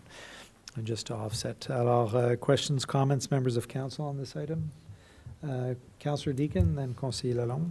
Yeah, just picking up on that affordable housing piece. So around the possibility of reducing or waiving fees for public or nonprofit builds on a case-by-case basis, how will these cases be raised to council? Would that come from staff? Does staff need a direction from us to begin bringing those to us? Thank you, Ms. Tuff. Thank you, Mr. Mayor. I believe the way that we had discussed it would be that each application that would come in, they would discuss it with us and they would make the request, and we could then bring it to council to decide whether or not you would choose to waive their fees or reduce their fees in each case. It's tricky for me because just with my equity hat on, how do you know to ask for something that is not written anywhere?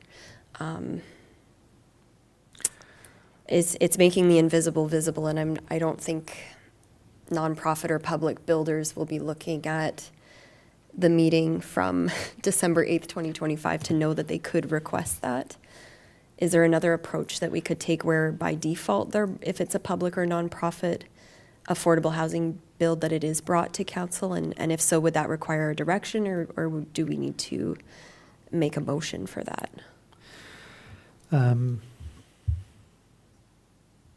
Ms. Tuff, Monsieur Dagenet? Any thoughts on that? Thank you, Mr. Mayor. I believe that through the CIP program, the township is looking to give reduced fees and different methods like that. It's under discussion right now what that's going to look like, but that was going to be the plan moving forward, the way that I understand it. So it would be properly promoted through the community CIP plan. Correct. So that would address it in that sense. Councillor Deegan, follow up?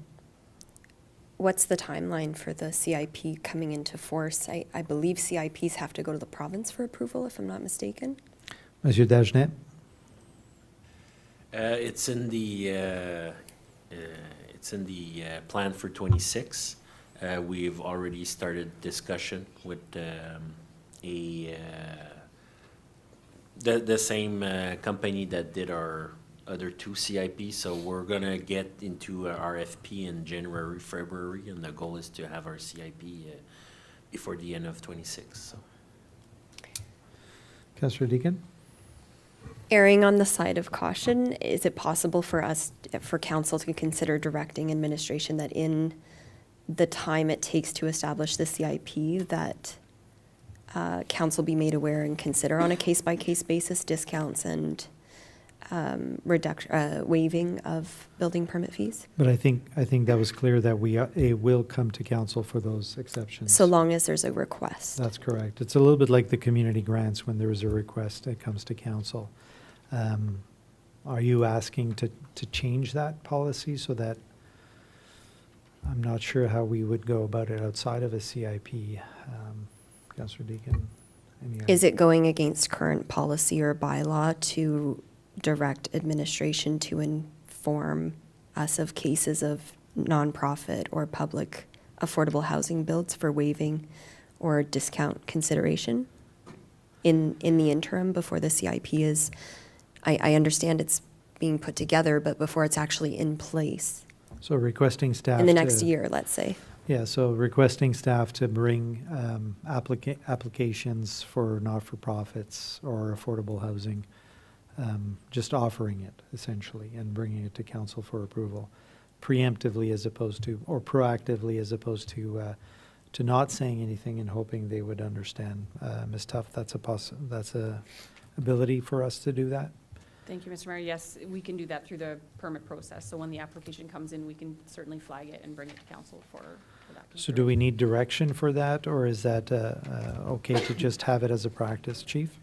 I'm wondering if we should put it under the action items to council, and then we're making the adjustment in our internal policies or procedures, also working with the planning department. So when it comes in at the planning side, also it could be flagged at that stage. So with an action item, I think if Mr. Godin agrees, then we can work on the internal procedure.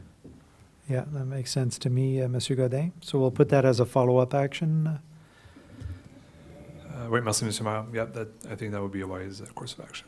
Okay, Councillor Deakin, good. Anything else to add on this item? Councillor Lalonde? Yeah, thank you. I just want to talk about the options that are here.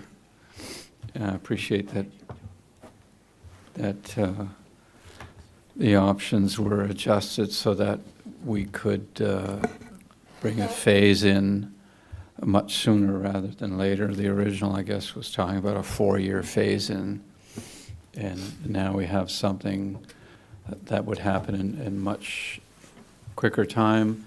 My only comment then is that with the rates that are proposed, just taking one for example on the single-family dwelling, that what that phase-in ends up doing is just getting us up to speed a year from now or 2 years from now on the rates that are actually in effect right now in the other municipalities, so that it's to imagine that 2 years from now, when we've done the phase-in, or a year from now with the phase-in, we're already behind the 8 ball again because we're matching up where we're comparing ourselves with the rates that are currently in effect. So I find that a bit of a challenge, that it only gets us in the phase-in to where rates are in other municipalities right now, as opposed to maybe taking into account the evolution of those rates, so that in a year or two we're not behind the curve again. We're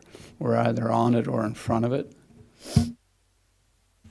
Thank you, Councillor Mistoff. Anything we can add around that? So when we get to the intended value, are we going to be behind again? Thank you, Mr. Mayor. It is certainly possible, depending on what happens through the years. We anticipate the average growth for building permits, so that's what the numbers were based on. It could vary, obviously, for the next 4 years, depending on what happens. But it's something that potentially could happen, yes. Okay, thank you. Conseiller Lalonde? So a couple things. One is, I think I would suggest, and maybe we pull this item, and I would suggest, well, because I will be suggesting maybe that also we increase in time the review period, that we, because of the volatility of the market and building and construction, that this gets actually done, this review, maybe every year as well. So I just suggest maybe we pull the item, because I probably want to make some changes. Thanks. Before we will pull this item, but just a clarification for myself, Ms. Duff, in terms of the process of reviewing the bylaw, what's the typical standard? Because I know we're just catching up right now, but what is the standard in most municipalities around this? Thank you, Mr. Mayor. The surrounding municipalities are pretty much on par with what we've been doing. We have discussed that we will be doing it more frequently, certainly. Depending on what council decides. Obviously, if you were to choose the 4-year period, then we would look at it at the 4-year period. If it was sooner, then we would do it sooner. Okay, so we will pull this item and we'll discuss it a little bit more afterwards. So pulling item N. You guys are going to make me work on this last meeting.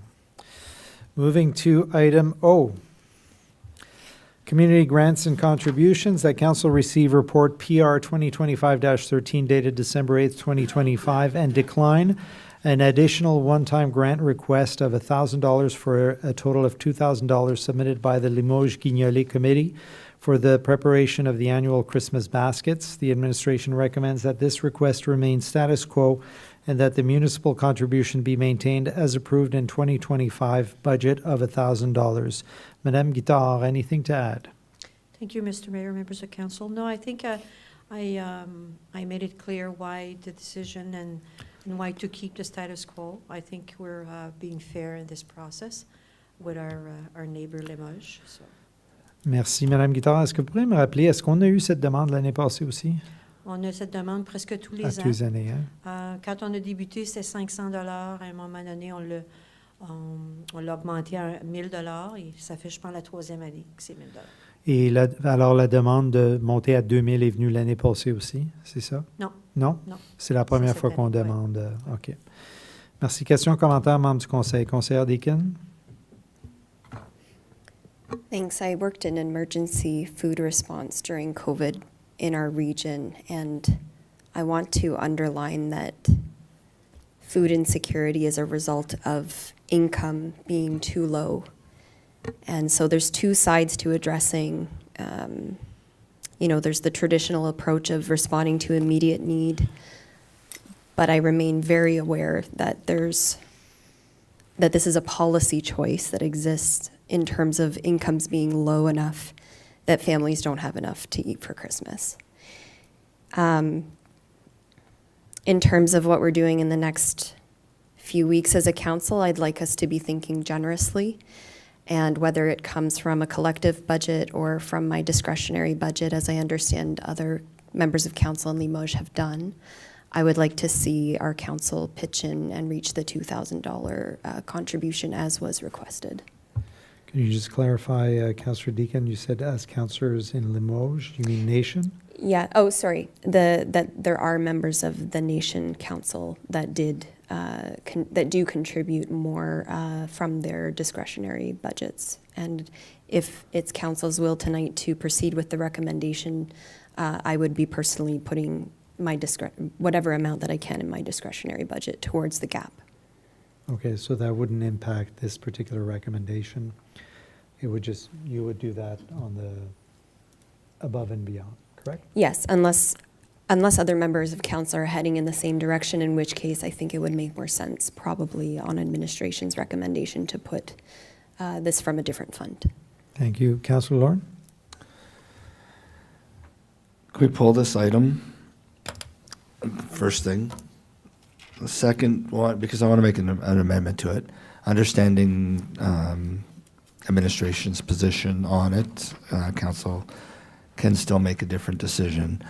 My first question is to Madame Guittard is, based on the budget that I'm seeing, do we have the $1,000 extra funds in the cash portion of the community grants as of today? To a year end, Madame Guittard? Thank you, Mr. Mayor and members of council. Yeah, we do have $3,922 left, but I have to add that in January, I still have to bring 2 more that came in later, but it's for in-kind, so I'll have to transfer money from the cash to the in-kind, which is worth about $1,600. Just to clarify, Madame Guittard, that value of $1,600 will impact the 25 budget, not the 26, even though it comes in January. Exactly. Merci. But that's also the in-kind budget, correct?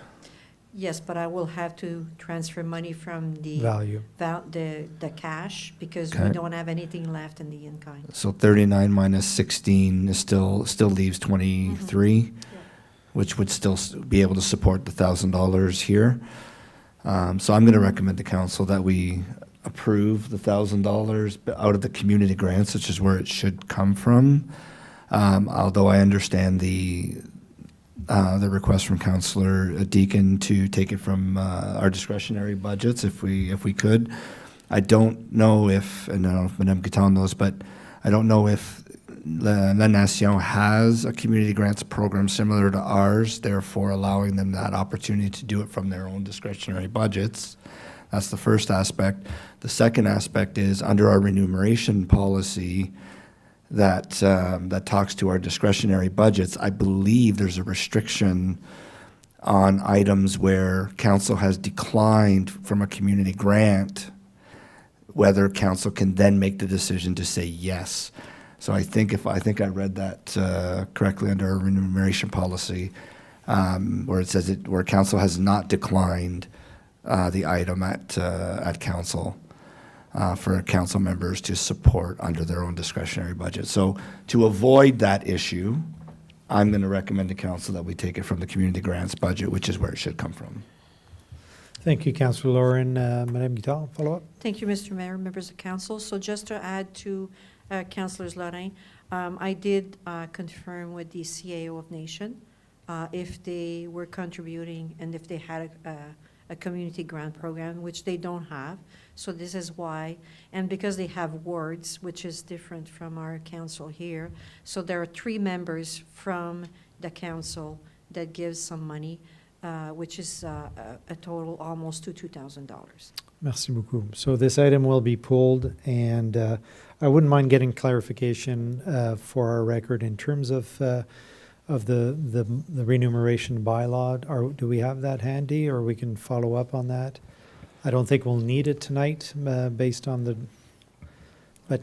Oui, merci, Mr. Masso. We do have it. I don't know the answer right now, but we can definitely look at it and find out. So we can follow up on that, but I think that when this item is pulled, I think the proposal will address that anyways. Okay. Anything else to add on this item? All right. So moving to item P, So that council received report CAO 2025-04 dated December 8th, 2025, and approve a budget of $75,000 to support a consultant-led master planning process for the future use of the township surplus recreational facilities, including the Russell Arena, Ember Marina, Salle-Camille Pichet Hall, and the Russell Centennial Pool. And that council approved the scope and timeline of option A as outlined in this report as the basis for the development of the request for proposal, and that staff be directed to initiate the request for proposal process with a contract to be awarded in February 2026. And Monsieur Godin, anything to add on that? Oui, merci, Monsieur Maire. So council will recall we had a strategic discussion back in over the summer regarding the future of our recreation facilities that will be in surplus once the rec complex is built. So we had concluded there was a lot of research to be done, a lot of consultation, and to consider the hiring of a consultant to kind of manage all that process. So I'm here tonight to propose to go out in RFP to get a consultant. I'm also requesting a budget because we didn't include that in our 2025 budget. And I did want to come to council before moving forward, first of all, to get the budget, but also to kind of validate the scope. I'm presenting two options. We're strongly recommending option A, which is the full-out study, including a lot of consultations and an in-depth review. There was, when we had that discussion, some appetite to have this done fast and before the end of the term, so I did come up with an option 2 or an option B, which is a more focused review and kind of less in-depth, less consultations. I don't get the feeling that's what council is looking for, but I did want to present it as it would be an option that could potentially be completed before council falls into lame duck over the summer. Basically that's pretty much it. So we're recommending to move forward with the study to be able to have some good options for council to consider as far as how we move forward with the existing arenas, the Saint-Camille Pichet and the Russell Centennial Pool. I think this is an important item to I think to take our time on. I think the approach of the comprehensive community engagement, alignment with the multiple master plans, timeline for cultivating partnerships, and ensuring that decision stems from complete information and good community engagement is truly important. I know I've already received a request from a group of community groups to be considered, and so I pushed back on them from presenting here because I think we need a wholesome, very transparent and open process, and I think that affords that for us. So I'm happy with the direction. Yes, it would have been nice to have that, but at the same token, I feel comfortable that although our rec complex is moving ahead on more or less on timeline, I still feel we need that buffer time anyways, and I think that we're still within that. So I'm comfortable in that direction. Members of council, Councillor Armstrong. Yeah, I agree with the staff recommendation. The key thing that in my mind is the detailed facility and land assessments, because that's what's going to drive our costs from fiscal year 2027 and beyond. And that is key to know. We just discussed asset management and having facilities that are older and perhaps more deteriorated than we thought. We just talked about the water tower. And that could drive up our tax bill considerably more than what we'd thought. I know some of those community groups, they approached me and I could tell them from our budget consultations how much it costs to operate those facilities at the moment, but that doesn't mean at all what that's going to be in 2 years from now when some structural problem comes up in some cases. We need that detailed facility and land assessments done. Key. And that alone drives me to option A. Thank you, Councillor. Any other comments? Councillor Deakin.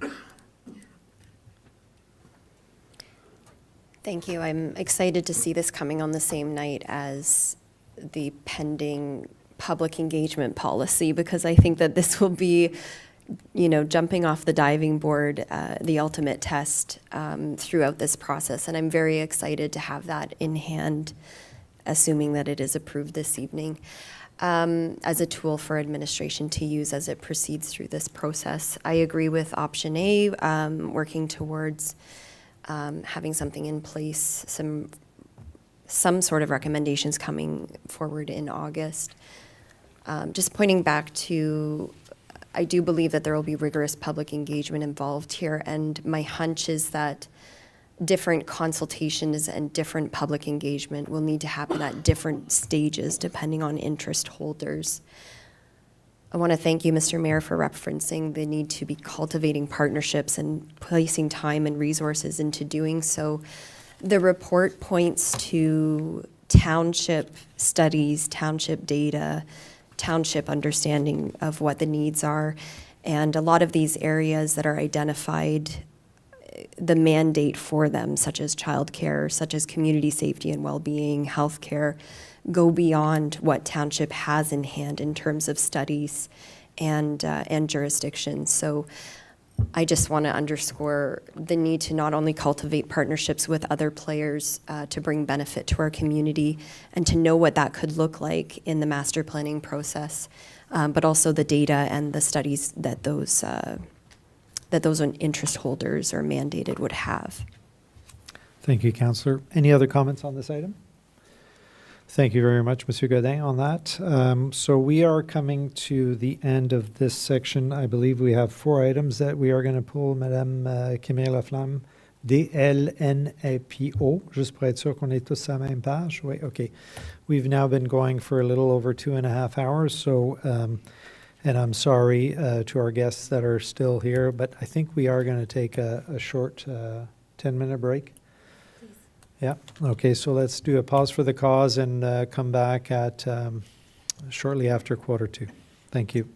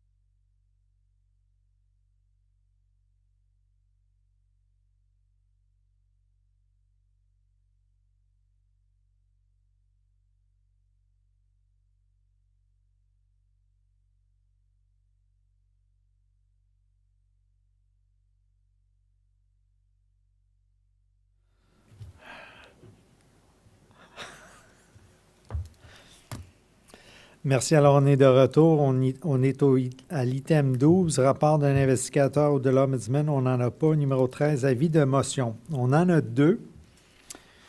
Et je me suis fait dire que j'ai pas le droit de les lire, que ça doit être le clerc qui les lit, non? C'est pas que vous n'avez pas le droit, Monsieur le maire. Ça dit dans le procedure bylaw que c'est le clerc, mais si vous voulez la lire, vraiment, je peux vous déléguer mes pouvoirs. Je vais vous laisser, parce que je suis le mover. Comment qu'on dit mover en français? Parce que je suis le proposeur de la première, j'aimerais mieux que vous lisiez la première. Puis je vais lire la deuxième pour vous. OK. Donc, in English, notice a motion from Mayor Mike Ternowski, propose amendments to the Conservation Authorities Act and ERO number 025-1257. Moved by Mike Ternowski, seconded by Marc Lalonde. Whereas the Conservation Authorities Act 1946 enables municipalities to establish conservation authorities and appoint locally elected representatives to their boards, ensuring direct municipal oversight and accountability for programs funded by municipal taxpayers. And whereas the municipalities within the South Nation River watershed established by South Nation Conservation in 1947 to protect people, property, farmland, and water resources, and natural systems through a watershed-based model that reflects local geographic, hydrologic, and community needs. And whereas municipalities within the South Nation Conservation jurisdiction currently provide between 25% and 50% of total funding for Conservation Authority operations, while provincial funding has declined to approximately 3% in recent years. And whereas South Nation Conservation delivers essential services that support municipal responsibilities, including natural hazard identification and permitting, watershed planning and development review, flood forecasting, emergency management and low water response, drinking water source protection, watershed monitoring, reporting and technical studies, sustainable forestry, agricultural stewardship and restoration programs, management of over 13,000 acres of conservation lands, including lands donated by residents and managed through municipal service agreements. And whereas on November 7, 2025, the Ministry of the Environment, Conservation and Parks posted ERO number 025-1257, proposing to consolidate Ontario's 36 conservation authorities into 7 regional conservation authorities and to establish a new provincial conservation agency with limited consultation and without accompanying cost-benefit analysis of evidence demonstrating the need for this restructuring. And whereas Schedule 3 of Bill 68 enables the province to assume governance authority over regional conservation authorities, raising concerns regarding diminished municipal representation, loss of local decision-making, and centralization of watershed management. And whereas municipalities in Eastern Ontario have expressed concern, including the United Counties of Stormont, Dundas, and Glengarry, as well as the United Counties of Prescott-Russell, that restructuring may increase red tape and administrative burden, impose significant transition costs for HR, IT, land transfers, and governance realignment, dilute rural voices within large regional agencies dominated by major urban centers, erode donor confidence and affect the stewardship of thousands of acres of locally donated lands, disrupt bilingual service delivery in designated municipalities governed by the French Language Services Act, and whereas conservation authorities, including South Nation Conservation, already collaborate regionally through successful shared service models joint watershed studies, coordinated flood forecasting, agricultural stewardship partnerships, digital permitting, and harmonized technical reviews, demonstrating that modernization and efficiency can be achieved without dismantling local governance structures, and whereas municipalities rely on South Nation Conservation's field-based expertise, rapid on-site support, landowner relationships, and local knowledge, services that risk being weakened under a large centralized regional structure, now therefore be it resolved that the Council of the Township of Russell urges the Government of Ontario to maintain local municipally governed watershed-based conservation authorities, including South Nation Conservation, to ensure effective natural resource and natural hazard management, transparent local services, and accountability for municipal levy dollars, and further, that the Council of the Township of Russell does not support the proposed consolidation boundaries presented in ERO number 025-1257, or the creation of a new provincial conservation agency without evidence-based analysis, transparent consultation, and clear articulation of impacts to municipal budgets, local service delivery, donor lands, and bilingual obligations. And further, that the Council of the Township of Russell encourages the province to work collaboratively with municipalities and conservation authorities to identify opportunities for improved consistency, modernization, and shared service approaches within the existing watershed governance model, and that a copy of this resolution be sent to the Minister of the Environment, Conservation and Parks, local MPPs and MPs, all municipalities within the South Nation watershed, the Association of Municipalities of Ontario, the Rural Ontario Municipal Association, Conservation Ontario, and all conservation authorities in Ontario. Merci beaucoup. So this was a notice of motion, and it'll come back at our next meeting. So I'll go to item B, notice of motion, and I'll read this one, Madame Camille-Lafont, if you give me permission. Okay.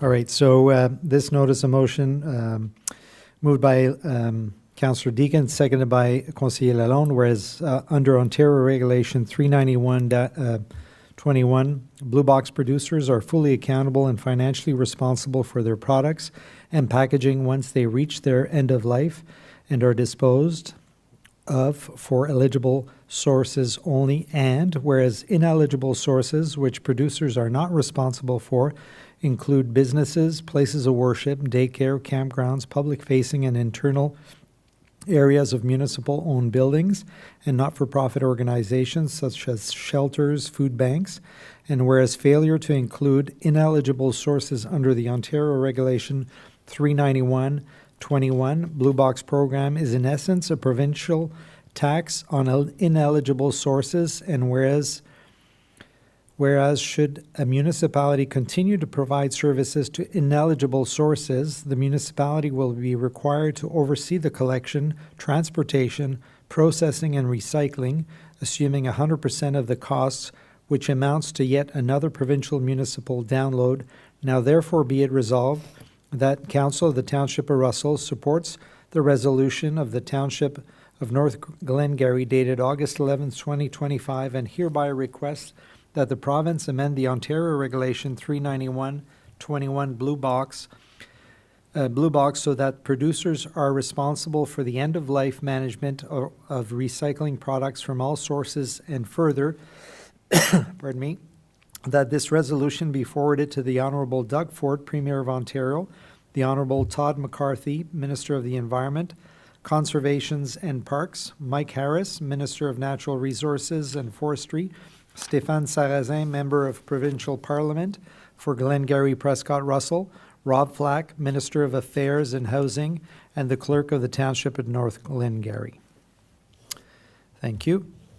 Moving to item 14, question period on meeting of the day. Questions must be in relation to the agenda items. Before asking any questions, please fill your name and address on the sign-in sheets. If you wish for a response from a member of council or staff, please leave a phone number, email. State your name before asking your question. Disclaimer that by asking any questions during the council meeting, you are consenting to be part of the live broadcast and the official public recording of the proceedings. On that note, questions? No? I was enjoying reading, so. All right, moving to item 15. Resolutions. Motion that council approve all recommendations listed on the agenda under item 11, reports from departments and council committees. Mover and seconder to put it on the table. Moved by Councillor Lauren, seconded by Councillor Armstrong. It's on the table. We're asking to pull items D, L, N, and O. Anything else in terms of removals? Okay, so questions? Okay, so proposed amendments to remove these items. And this is moved by Councillor Lauren, seconded by Councillor Armstrong. Call for the vote to remove items D, L, N, and O. All in favor? And pass. Thank you. Right, so I'll call for the vote of all items listed under item 11 as amended, except for items D, L, N, and O. All in favor? And passed. All right, let me get to it.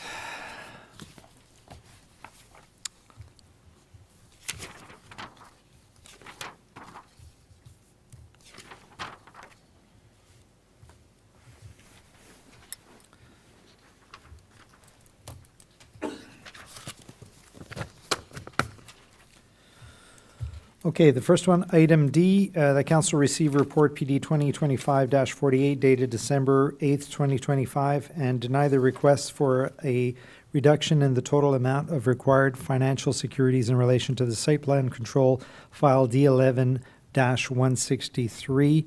And I need mover and seconder to put it on the table. Moved by Councillor Deakin, seconded by Conseiller Lalonde. Questions, comments, amendments? Councillor Armstrong. Having once been involved in a case where a major project might have gone awry without having a major letter of credit or a performance bond, I do not believe it is prudent for the township to reduce its demand of a 50% letter of credit. And if I was to change that in any way, I would increase it more closer to 100%. Okay, just a clarification, Monsieur Bourgon, 50% is typical practice for I think it's 50 to 75% typical for most municipalities. The ones that I'm aware of, it's 50%, and that's what we've been using here at the municipality. Okay, Councillor Lauren. Yeah, so this is a storage warehouse project on private property, correct? Mr. Bourgon? Yes, that's correct. So this isn't a subdivision. This isn't a tens of millions of dollar project that we would normally see from a site plan for a major housing proposal, correct? Mr. Bourgon? Yeah, that's correct. So when I look at the guidelines that we use and the interpretation that was used here, I agree with the proponent on this one, where the cost to the municipality, to the work that needs to be done, should be identified lower than the total cost that was identified. And therefore, for me, you know, we're quick to reach out to our partners in the development community, especially the local ones, when we need something from them, like when we're doing lagoon projects and stuff like that, and we get pre-servicing agreements in place, and we take money up front for that.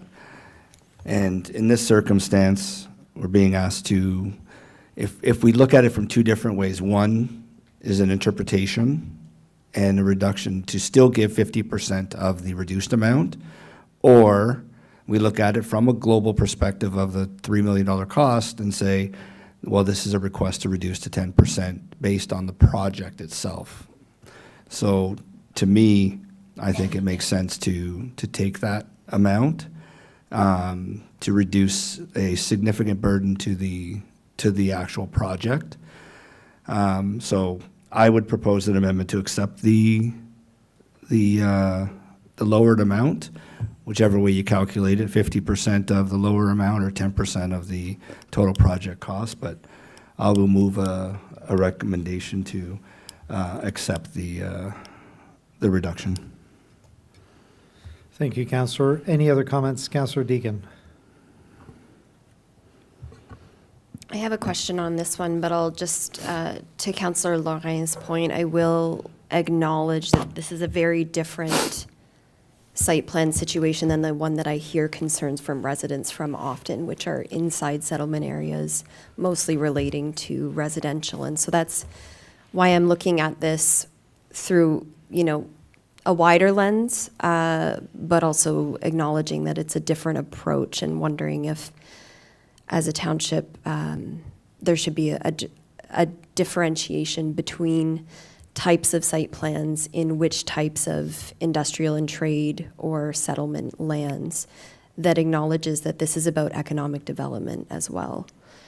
The question I'd like to ask administration on this is that it was brought up earlier about emergency response. And looking at the sketches provided by the proponent indicating the perimeter as having a link to that would affect municipal assets, municipal infrastructure. I don't know if emergency response and standards were included in that. So if there was I would never want to compromise the safety of people on those properties by lowering the letter of credit if it increases the likelihood that that safety precautions would be put in jeopardy. So if I could ask administration to let me know if site plans typically through that letter of credit, if that also covers emergency response considerations that we should be taking into consideration seriously in terms of risk tonight. So just a clarification before Monsieur Bourgon can answer that. So I used that as an example. This particular site, I just want to clarify, there is no residence like a housing or anything on that particular site, but that would be a rationale for wanting to ensure certain aspects to it. And that was just why I brought that up. Councillor Deacon, I'll go to Mr. Bourgon. I could be misremembering here, but is there not an apartment or some sort of a residence on that property? Monsieur A Bourgon? single apartment? I would need to go back to the site plan file. Yeah, there might be yeah. There's an office there. I don't think there's a residential. Chief? Yeah, from my recollection, I'm part of the site plan approval, and there is a unit for residential. The custodian or caretaker will be living on site. But we do look at the site plan for emergency response and access to the property. That's part of the review. And so when we look at the access to the property or access or movement within the property? That's correct. I need certain distances for the fire trucks to move around within the property. Getting to the property and within the property. Okay. Mr. Bourgon, anything to add on Well, that? I was going to add that the site plans were reviewed and are signed by both parties and are registered on title. Follow up, Councillor Deacon. With that in mind, this one's really tough for me because I do want to be encouraging projects like this and supporting economic development in our community. And I would be open to changing, and if we did it on this case, I would be looking at the bylaw as well, revisiting those aspects that are not directly affecting township infrastructure, but now knowing and understanding that there does need to be certain guarantees with internal movement on the property for emergency response, the idea of making changes, it seems like I'm starting to split hairs in my head about this. I'm just making a comment for now. Thank you. Councillor Lauren? Yeah, I mean, correct me if I'm wrong, it's not a bylaw that regulates the request for the amount. It's a site plan manual and the guidelines within that manual that we follow. Mr. That's Bourgon? correct. And to add, it's also part of our business plan to review, just, I'll say the site plan bylaw or site plan procedure or whatnot. Can you just clarify that? When you're saying it's in the plan to review it, Yeah, just it's- because of a regular? It's part of our current business plan to review the site plan bylaw. But you're not commenting on its value, on its current value by stating that, are you? No, but it's just to touch back on Councillor Deacon's point that. In terms of economic development and so That on. it's part of our business plan now to review that site plan. So we're within that timeline to do that. Councillor Lauren, then Councillor Deacon? Yeah. So while I don't know what the process is, but whether we're having discussions or when the amendment will be put on to have somebody second the motion. I don't know if you want to continue with the discussion on it, but I didn't know if we were following proper procedure, that's all. Okay, so the amendment is, Councillor Lauren? To accept the reduction Okay. for this project. Do I have a Instead of second? deny. Instead of deny. Instead of deny, yeah. So do I have a seconder for that? Seconded by Councillor Lalonde, so we can continue that discussion. Thank you for clarification on that. Councillor Deacon? Just returning to what was a comment made, so I was assuming that this was in the site plan bylaw, but now I'm understanding that it's actually forming part of guidance, which is more suggestive than directional, if I understand. Can I get clarity on that, that this is by nature of the type of policy or guidance, it is open to interpretation? Monsieur Bourgon? Well, that's been our current practice. That's how we've dealt all the site plans. Yeah, I don't have anything else to add. Thank you. Councillor Lalonde? Yeah, so I want to support some of what's been said along the lines of economic development. I see this as something a little different when I look at plans of subdivision and think about how many homes can be put in that same footprint as what's being contemplated with the storage facility, and yet they wouldn't have any requirement to put up a letter of credit, I don't believe. Because in fact, if I'm not mistaken, there's no site plan requirement for residential development for the homes themselves. Monsieur Bourgon? Or if there is, I'm imagining that the footprint in terms of the landscaping that would go around a small, medium-density, semi-detached would be very insignificant if there was a charge. Could that be clarified? Monsieur Bourgon? Well, I guess it depends of the context, but for a site plan, if it's over 10 units, yes, there would be a letter of credits. Or if it goes through a subdivision process, then yes, we do have a letter of credit for all the site work. So the municipality ensures its risk management pertaining to that. Conseiller Lalonde? Yeah, I guess in which case you're still looking, if you were evaluating on the same basis of the landscaping, the outside perimeter that has to be completed to the satisfaction of the township, you'd have a much smaller amount of money to put up because you have a much smaller bit of landscaping to do on each of those homes compared to what's contemplated here. But I go back to the economic development part of it as well, and the fact that it's taking place outside the settlement area, and the fact that, as mentioned by Councillor Deacon, you know, if there's a plan to do a review, that this is a guideline that is less prescriptive and more suggested, then I'd like to think that we have that bit of room to distinguish and discern on this project versus others that we would see fit to support the request of the proponent in this case. Thank you, Councillor. Monsieur Bourgon, Monsieur Godin, anything to add on that? No. In terms of this, going through this process and making this exception, are we setting precedent in doing this? In my opinion, yes.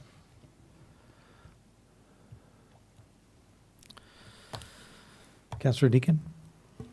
I'm just going to return to my comment earlier about splitting hairs. I cannot support the amendment that's currently on the table.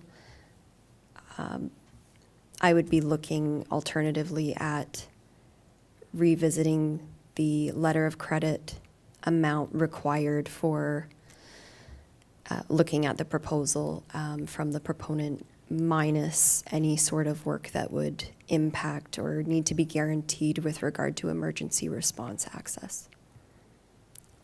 Like I said, I'm splitting hairs, but that's what I'm stuck on.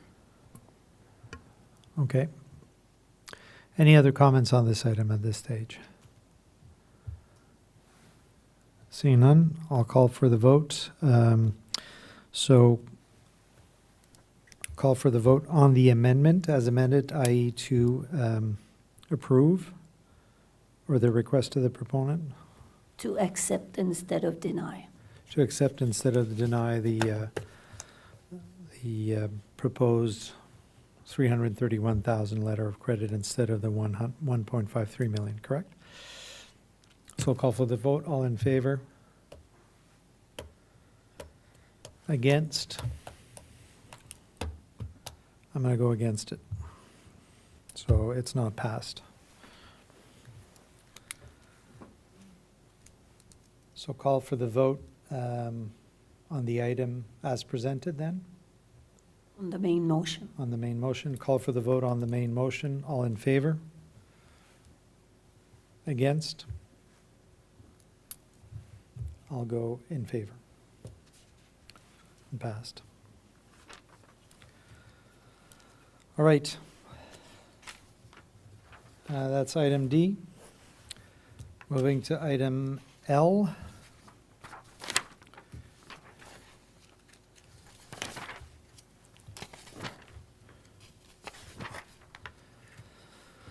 All right, the council received report ISPW 2025-26 dated December 8th, 2025 for information purposes. This item was pulled. This is for the rural intersection analysis. I need a mover, seconder to put it on the table. Moved by Councillor Lawrence, seconded by Councillor Armstrong. Question, comments, or amendments? Councillor Lauren. 3 separate amendments. So we need to deal with them all separately because I don't want to put them all into one. That's fair. So I'm going to preface the first one with a comment. It's regarding the intersection at Route 100 and Hamilton Road. It's a location that will be newly paved next year.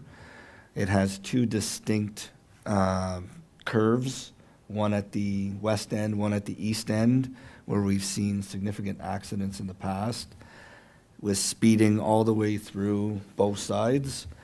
So my first amendment that I will move is to add a 4-way stop at Route 100 and Hamilton Road. Okay, I have a mover. Do I have a seconder? Seconded by Councillor Deakin. Là, on passe aux questions, commentaires sur l'amendment. It's on the table. Questions or comments on the amendment? Councillor Deakin? Do I understand correctly that that was not one of the intersections considered close to meeting the threshold? Monsieur Bourgon? Yes, that's correct. Councillor Lauren? Yeah, I'll just reiterate the fact that, it's an area that's going to be newly paved. people are going to use that as a throughway. We did already a few years back put a four-way stop at 200 and Hamilton Road further down the road. So to me, it's a equalization of the stops along the way. So you can probably guess where my other two amendments are going. We've done it along Route 400, Route 300 in the past. So to me, understanding all the work that was done in the report, I appreciate that information, but there are times where council needs to make a different decision, and I feel that this is one of those times. So that's why I'm moving this amendment. Thank you. Any other comments on this item? Call for the vote on this amendment. All in favor? Opposed? Passed. Second amendment, Councillor Lawrence? Second amendment would be a four-way stop at 200 and Edie Road. We've had many requests for that over the years. Many reports came to council. Council has declined it each and every time. I feel that it is now would be the right time to actually do it, so I'm going to move that we put a four-way stop at Edie and 200. Thank you, Councillor. Do I have a seconder on this amendment? Seconded by Councillor Armstrong. Questions, comments? Councillor Deakin. This was one that was close to the threshold with the previous intersection. I do take Councillor Lawrence's point around the curve leading up to that intersection and the fact that it will be newly paved. I'm looking at the standard approach suggested here by administration to run traffic counts and not seeing a specific reason why we would approach this intersection with the same view. Therefore, I will not be supporting this amendment. Councillor Lauren, follow up? Yeah, I'll just add the fact that there have been multiple accidents at that location over the years, and the fact that right at that corner going westbound, there is a significant hedge that distracts from the view of cars coming down the road. So similar to Route 200 Route 200 and Hamilton, where there was treed areas that were making you go further out into the intersection. That's one of the other reasons why I would recommend that this intersection be a four-way stop. So those are my reasonings. Thank you. Any other comments on this proposed amendment? Call for the vote on it. All in favor? Against? I would go against on that one. And that's not passed. Next one, Councillor Lauren? Yep. My third one is 200 and St-Pierre, that we put a four-way stop there. Thank you. Do I have a seconder on that amendment? Seconded by Councillor Armstrong.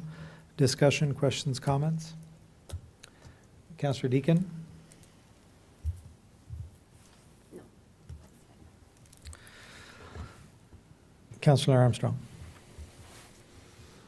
I have twice seen the results of fatal accidents on that road in the recent past, and I'd like not to see any more. And if a four-way stop will help, then I'd like to put one in. Councillor Deakin?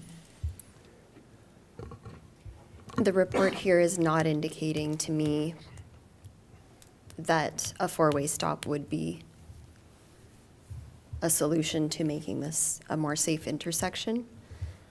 I will be, regardless of the outcome of this vote on this particular amendment, I will be revisiting the question of guidance, development, and implementation for standard approaches for rural intersections and other measures. Again, the information, the expertise that I'm seeing here is not telling me that it will be a safer intersection with a four-way stop. Thank you. Councillor Lawrence, sorry. And further to the comments I made for the other intersections, it's a standardization of our rural intersection stops, where we have them along 400, 300, and now I was hoping to do it along 200, but the Edie Road one was not passed. However, I still feel that it's a need, so I'm bringing it up. Thank you. Any other comments on this? The expert analysis tells us we do not need one. We have seen some accidents there, and there is some public concern and collision history there. It's a challenging one for us as a council to go through. We are not experts in the field, but we do have a pulse, I think, on what's going on within the community. I find I'm challenged by this one in the sense that I would prefer us to have a policy, or I would like to direct staff to have a policy where we can have a clear guideline that goes above and beyond the professional analysis. In other words, those that are coming close to requiring a four-way stop or some sort of solution, that we have some sort of step-up policy where, the existing signage or adding an orange light and a red light at the stop sign, or doing something where we're not impacting the traffic, but we are adding safety measures where there is a recognized issue or have seen an issue and some community concern. In other words, to respond to community concerns. And so I would prefer us to go in that direction, as opposed to just adding stops, because there's no guarantee that adding a stop will also not prevent a fatal collision. It would certainly reduce the risk, obviously, if the vehicle was stopped, but it doesn't guarantee a prevention. Monsieur Bourgon, am I missing something in that analysis? No. Councillor Deakin? Just building on your comments, Mr. Mayor, I am also extremely challenged, and I think that the variety in my way of voting tonight on these three amendments already shows that I'm feeling that we are without standards for this, and I'm going the way of guidance and policy that will take standard approaches to rural intersections. I want our intersections across our township to be as safe as possible. It goes without saying that seeing accidents happen, especially as a rural resident myself, is extremely disheartening, discouraging, frustrating, devastating. And again, my vote is not consistent tonight, and that is because I need guidance in place. I need policy in place to make sure that we're taking the right approach. Thank you, Councillor Deakin, and I certainly I agree with you, and I think that's where I'm also very kind of challenged by these amendments in that sense. And I will be asking for an amendment where we are directing staff to come up with some policy around that, where we can get some action in the spring. Monsieur Bourgon, just to clarify, regardless of what council decides here tonight, in terms of adding any stops or anything, is that something that would happen immediately? What would be a timeline in addressing those requirements by council here? Well, first, stops need to pass by bylaw. So in this case, depending of if that's passed or at least I can use as an example, the first one that's passed, we'll need to bring a bylaw to council and then do the implementation right after.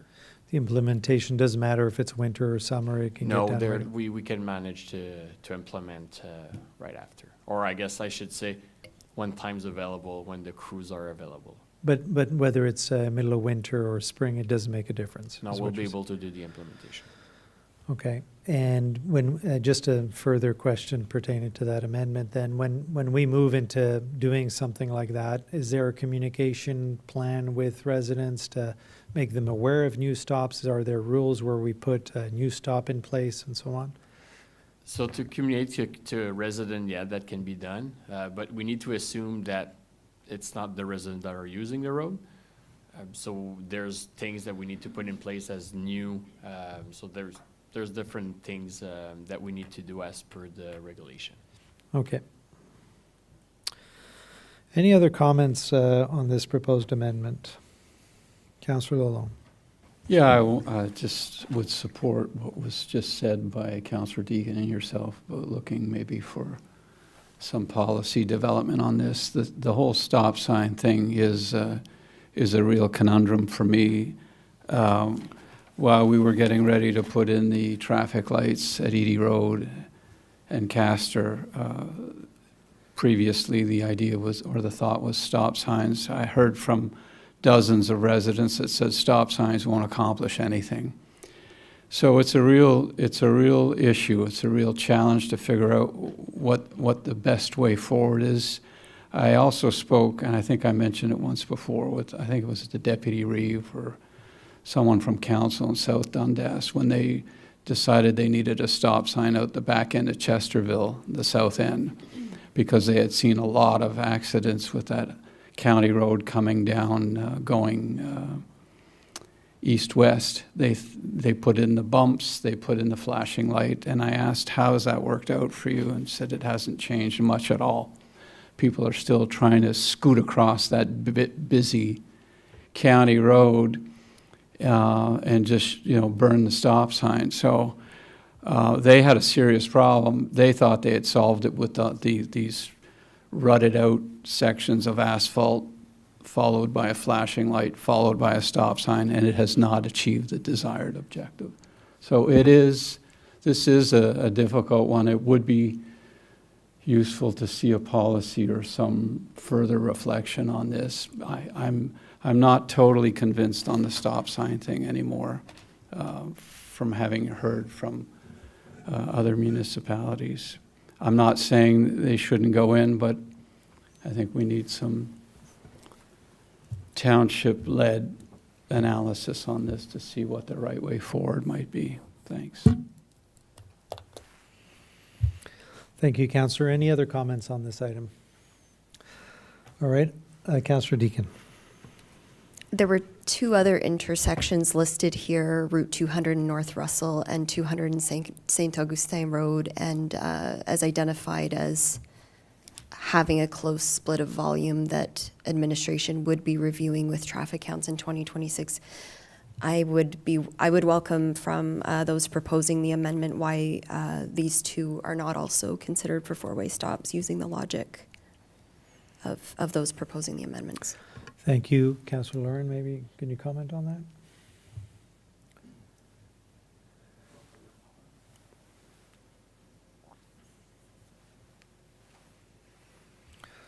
Councillor Armstrong, do you have anything to add on that?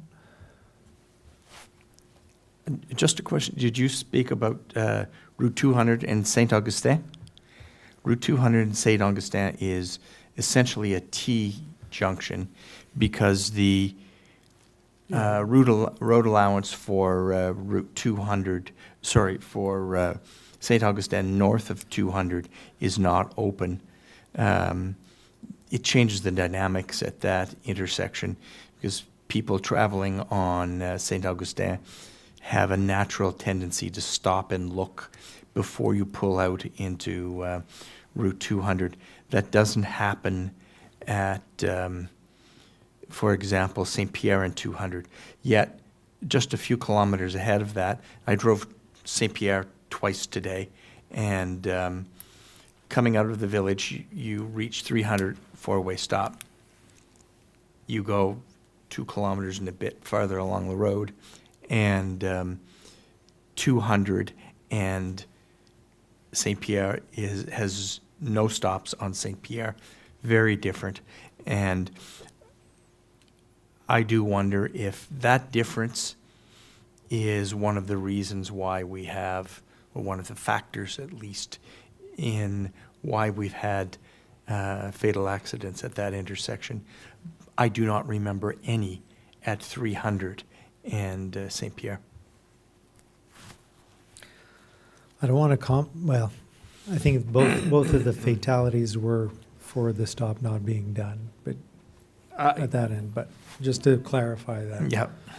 So there was a stop, and the people didn't do the stop in both fatalities, but. Councillor Lauren? Yeah, so the Route 200 in North Russell, similar to Route 200 and Saint-Guillaume. Those are main throughways out of the villages. And at this point, I didn't feel that they were required. One's a county road, first off, which is Saint-Guillaume. North Russell is our road, but because of the traffic volume that goes in and out north and south, to me, I didn't think it made sense to have one there.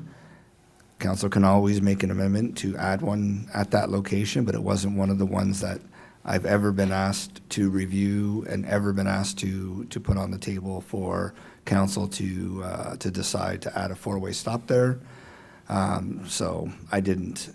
280, I've had many requests for a stop sign, and of course the one that's on the table right now, which is St-Pierre and 200. Thank you. Any other questions or comments on this item? All right, so I'll call for the vote of adding a four-way stop at 200 and St-Pierre amendment. All in favor? Opposed? I'm going to go in favor on this one. And so it's passed.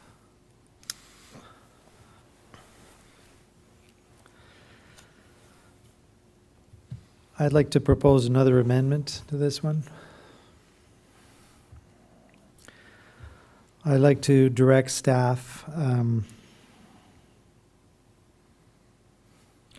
to develop like a rural intersection safety measures framework to outline like clear criteria for implementing additional guidelines that are above and beyond this initial analysis. And so whether it's oversized stop signs, flashing red beacons, rumble strips, stop bars, advanced warning signage, something along the line, so that we, for those intersections that don't meet the criteria, that we have a process to amp them up to improve them along the way. So that would be my proposed amendment. Do I have a seconder on that? Councillor Deakin, seconding that. Questions, comments on that amendment? Councillor Deakin? It can't come soon enough. Monsieur Bourgon, the amendment, does that make sense? So it would be like interim measures before meeting the requirements from the policy. No, direction it's clear, and it's what was highlighted, like presented in the report as well, so it's clear for staff. Okay. Any additional comments on this proposed amendment? Call for the vote on the amendment. All in favor? And passed. Okay. Now comes the fun part. Madame Camiri, est-ce que vous êtes capable de mettre ça en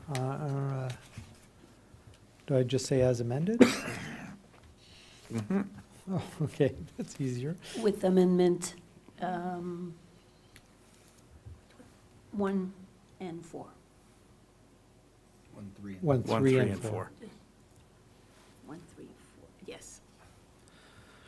Okay, so that council receives ISPW 2025 dated December 8th, 2025 for information purposes and adds amendments 1, 3, and 4 that were passed by council. I'll call for the vote as amended. All in favor?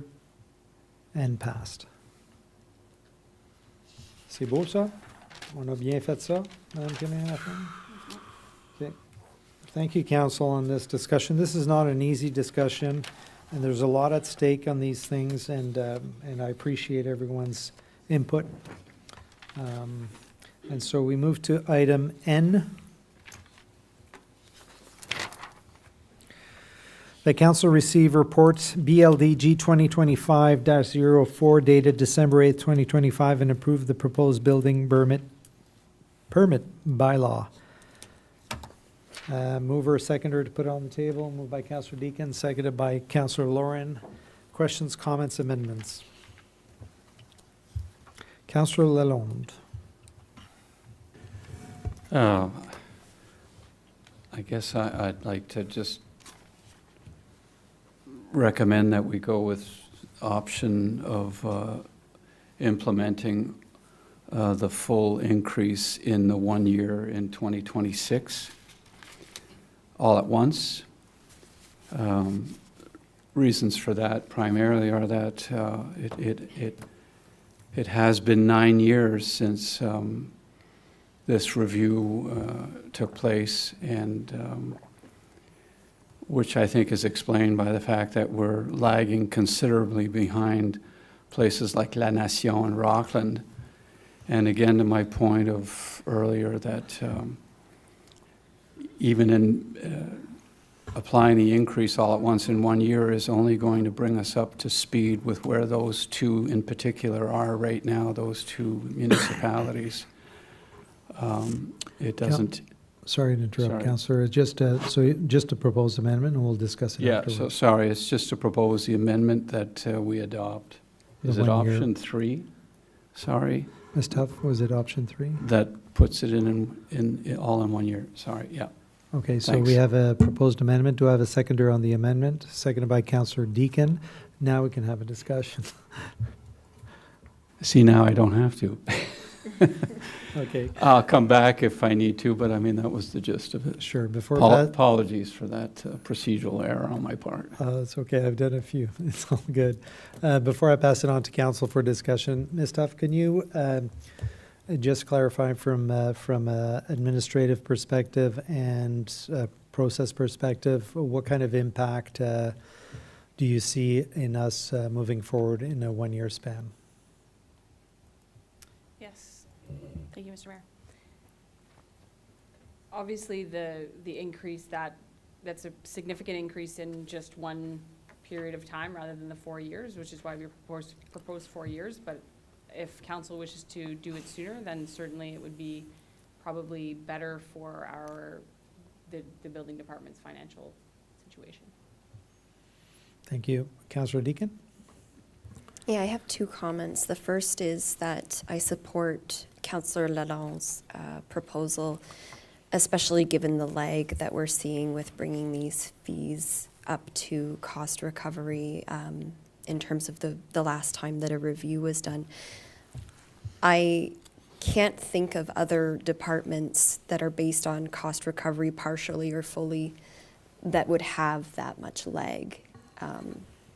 This is about fairness, and so I do agree with the amendment.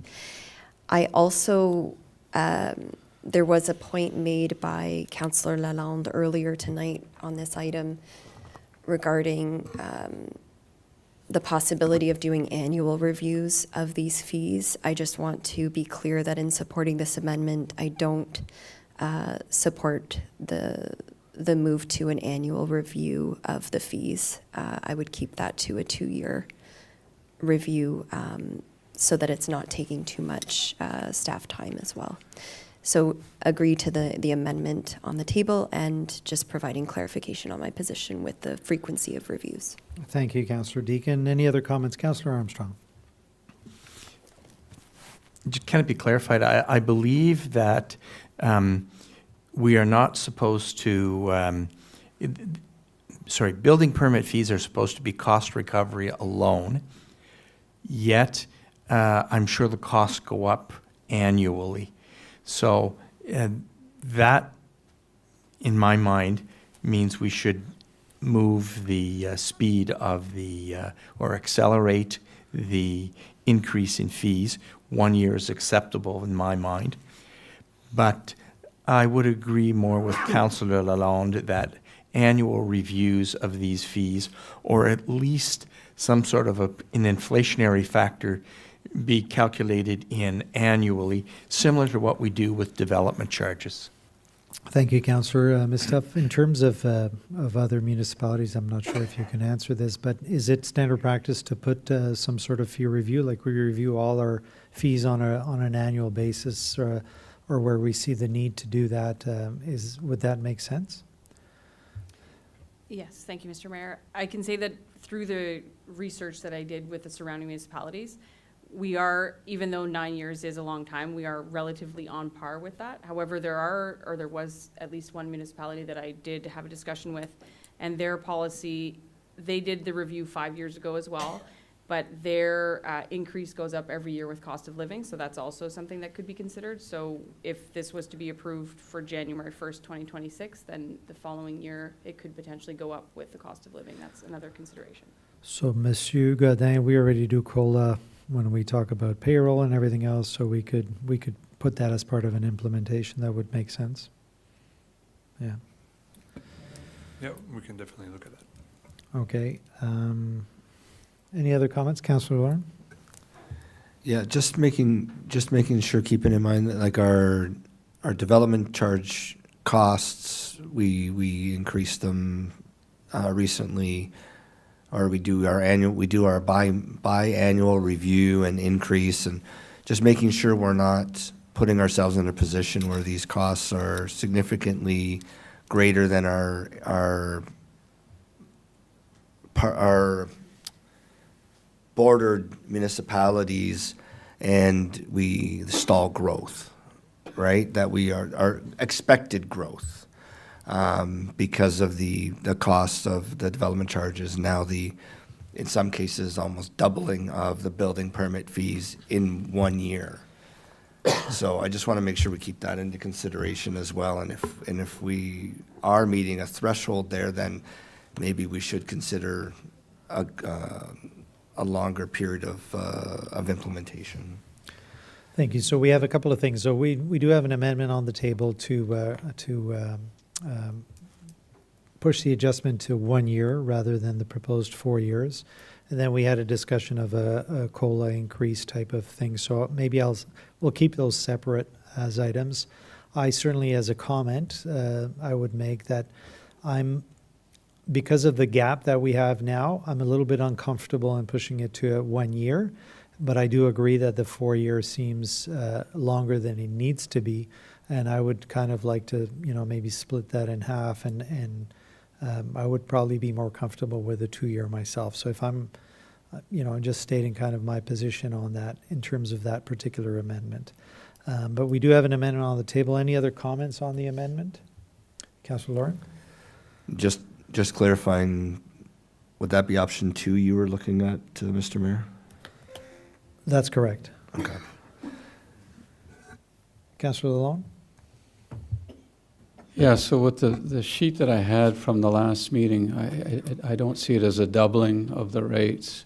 We'd go, and correct me if I'm wrong, we'd go from what is $2,360 to about $3,500. So it's not a doubling for sure.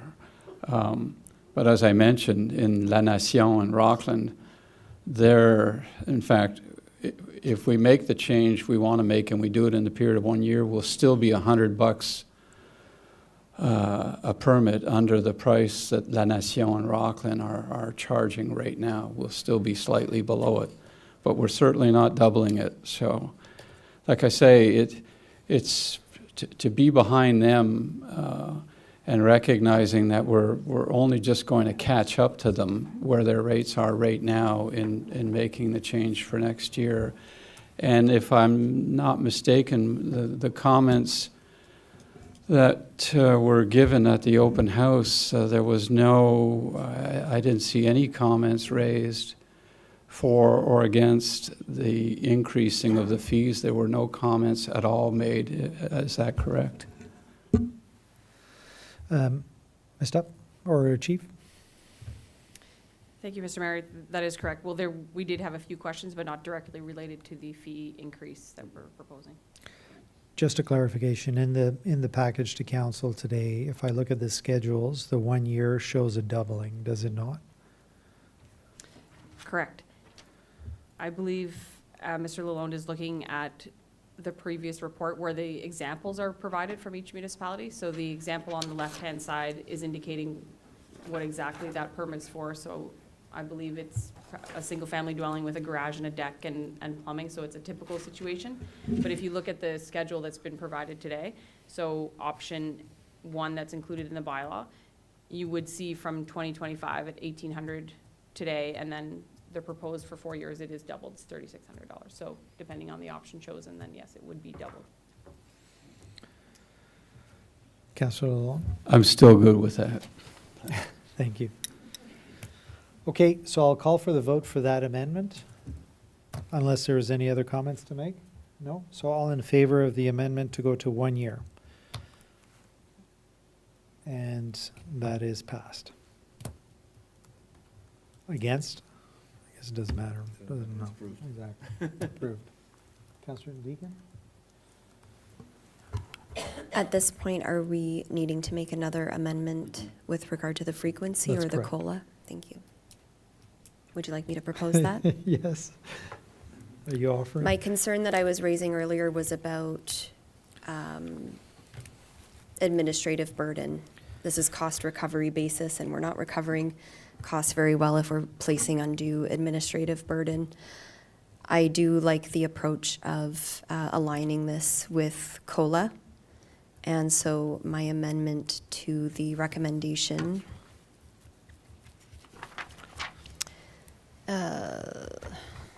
would be to add that a review of building permit fees be conducted, not a review, that a COLA, a cost of living adjustment, be applied annually to the permit fees going forward. Thank you. Do I have a seconder? Seconded by Councillor Armstrong. So questions, comments on that?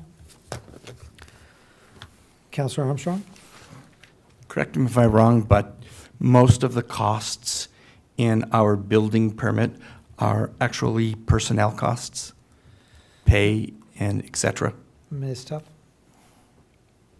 Thank you, Mr. Mayor. That is correct. It's the cost of doing all the reviews and then issuing the permits and then doing the inspections. So it is. Then COLA is an excellent measure to Which our policy. forward. So our policy already around staffing costs already is COLA associated. So we have an amendment. Any other comments on this amendment? Call for the vote. All in favor of the amendment of adding a COLA process, and that's passed. Your worship, if I may ask a question though.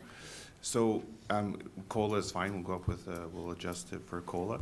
I did hear a comment at one point, I'm not sure who said it, was that not to consider, also to consider our neighboring municipalities, that we don't go start exceeding those amounts. Is that a consideration, or we just keep going COLA and we're doing COLA and that's it? So I think it's fair to say that council has given direction to provide COLA, and correct me if I'm wrong, council members, but I'm comfortable with that. And if there is an issue where we have concerns coming from the department, then it should be brought to council for review. If that makes sense, council members? Yeah, okay. Thank you.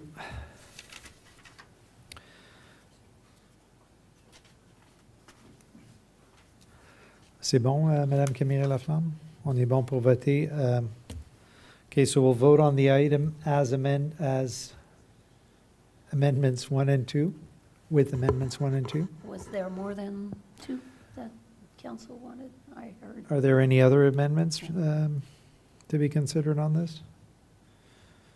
No, just the 2. So as amended with both amendments, tied, I'll call for the vote. All in favor? And passed. Thank you, council. Moving to the simplest one, I think. So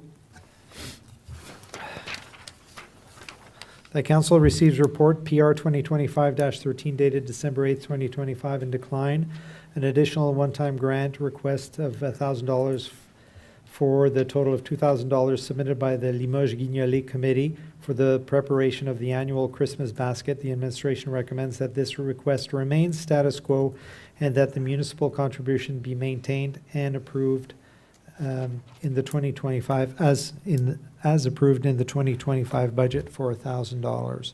Mover seconder to put it on the table. Moved by Councillor Lauren, seconded by Councillor Armstrong. Amendments, Councillor Lauren. That we approve the request through the Community Grants Program. Thank you. I've got an amendment to approve the request, and that's seconded by Councillor Armstrong. Questions, comments around this item? I'll call for the vote. All in favor? And passed. Call for the vote as amended. All in favor? And passed. Madame Camille Laflamme, okay? Yeah, I may have missed a couple of mover seconders on that one. That was moved by Councillor Lauren, seconded by Councillor Armstrong. That was the main That was the main. and the amendment. And then sorry, no, that was the That was the main main and and the the amendment. amendment. Yeah, And the amendment was to approve instead of decline. that's correct. I think that's it, right? Okay, going to,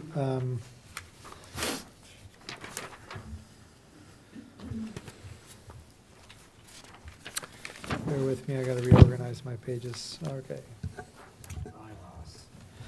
All right, item, on est rendu à 15, là? C'est ça? 16, pardon.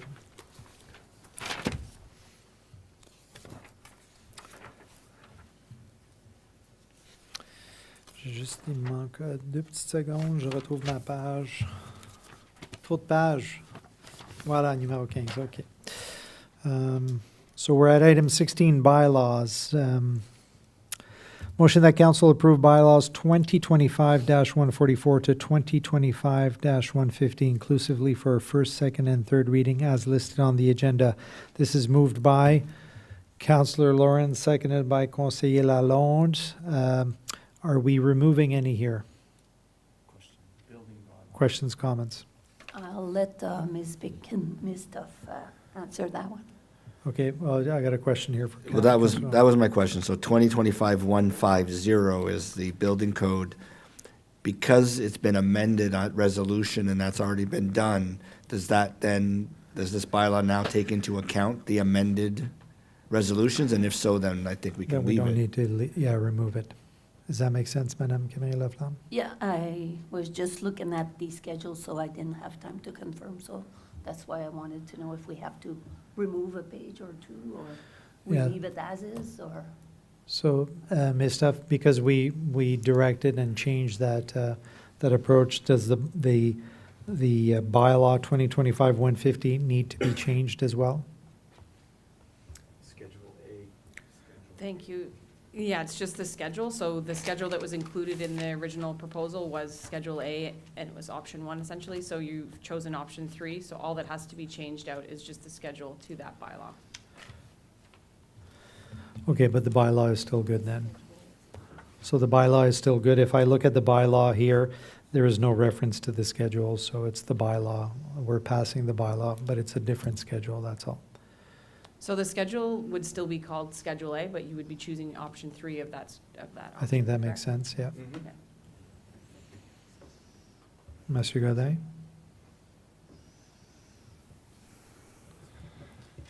Oui, merci, Mr. Mayor. So, yeah, the bylaw essentially stays the same. Okay.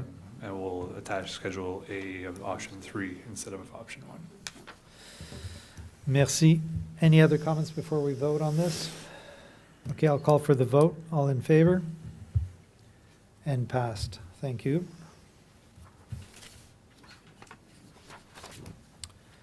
All right, item 17, new business reports. We have none. Item 18, other business presented by council members. 18A, Councillor Armstrong, garbage bag tag reimbursement. Councillor Armstrong, the floor is yours. Yeah, thank you, Mr. Mayor. I was approached by residents in the last couple of weeks that looking at their stock of garbage tags, which apparently varied between 1 and 10, they questioned whether they could get reimbursed for the remaining garbage tags that they would not be using before the end of this month. And our website apparently says no, they cannot. That means, from my point of view, that they have, in fact, purchased a service from the township that we have decided to discontinue, and we have decided also not to refund their money.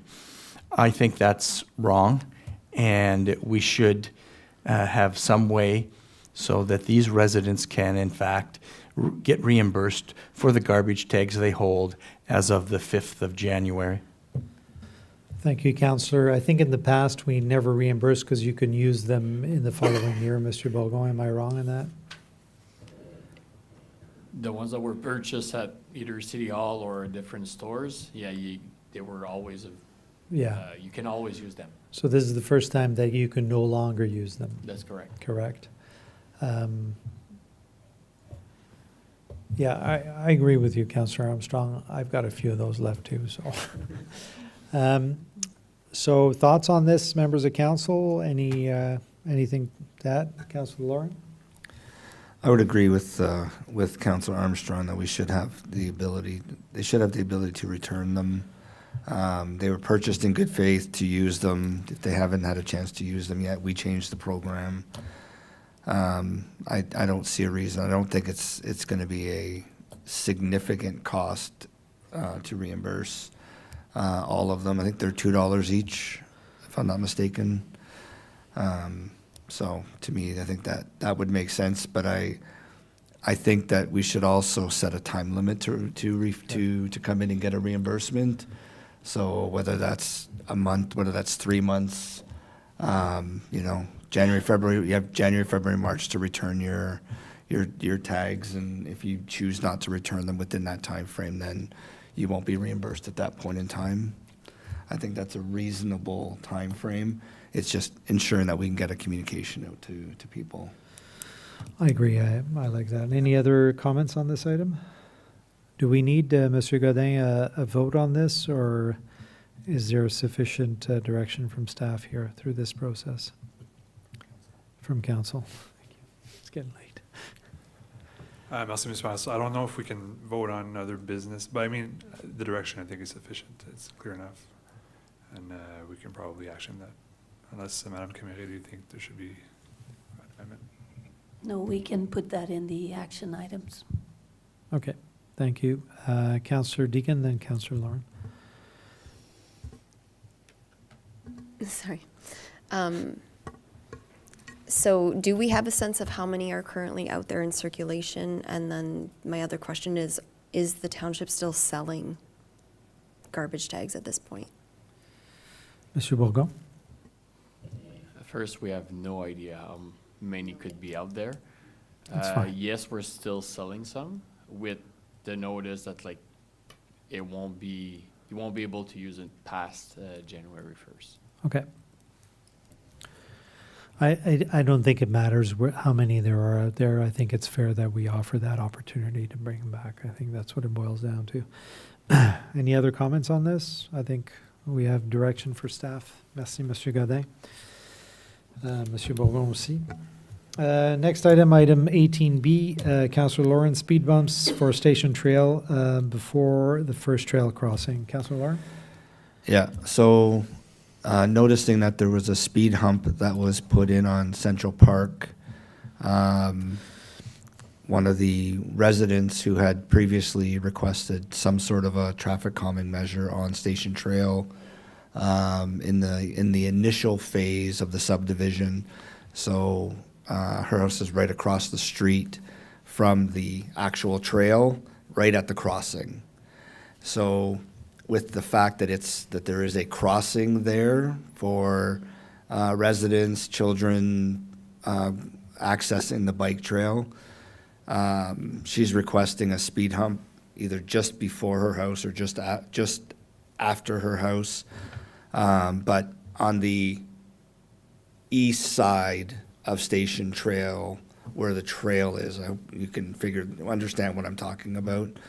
But if you're facing the trail on Station Trail, it'd be on the left-hand side, so probably just past the first house, kind of like you did with the Central Park one, where I think it's after the first house. So I think if we could look at that, and we put crossings on the road, I believe, right at right at that intersection, and maybe putting a crossing where the trail goes across the street to identify that there's something there. I think that makes a lot of sense, because that is a very significant throughway down Station Trail from the first curve when you get onto Station Trail all the way down to the other curve. There's 2 trail crossings during that area. So if we can get a speed hump in the middle, basically, by the first trail, I think that makes a lot of sense to do that. And because we have a similar one over on Central Park, I think it's a pretty easy concept to do. So I would like staff to consider, or council to consider adding that, or directing staff to add that. Monsieur In the new year, or sorry, like in the spring, not now, obviously in the winter. Okay, thank you, Councillor Lauren. Monsieur Bourgon, thoughts on that request? The original, or the one we just did on Central Park, that was part of the pedestrian safety plan that was approved by council a few years ago. So obviously that location has not been looked at. So I would recommend the council to maybe let the administration to look if it makes sense. Is there other location, are we, by doing it at that specific location, would that trigger that same types of installation elsewhere? Are we kind of in line of what was approved with the pedestrian safety plan? Councillor Lauren, follow up? Yeah, I mean, I don't have a problem looking at it, but I think that being the immediate access to the trail and how much usage you get from that specific crossing, as it's the only way to get to the trail, I think there's significant enough pedestrian traffic that we should be looking at some sort of a traffic calming there. Compared to, I understand that the volume of traffic on Central Park is probably greater in terms of vehicular traffic versus the pedestrian traffic crossing that street. I think would require that to happen. So I would like to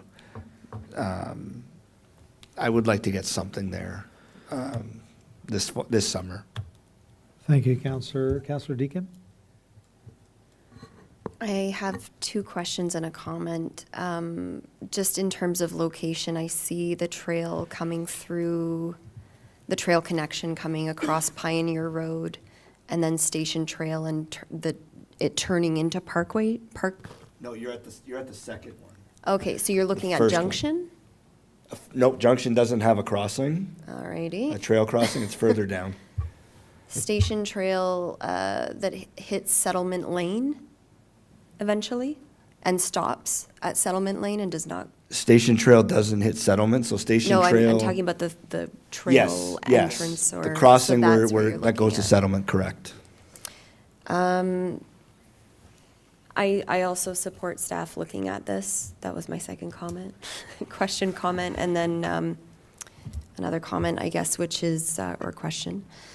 The province recently removed the ability for local municipalities to have automatic speed enforcement.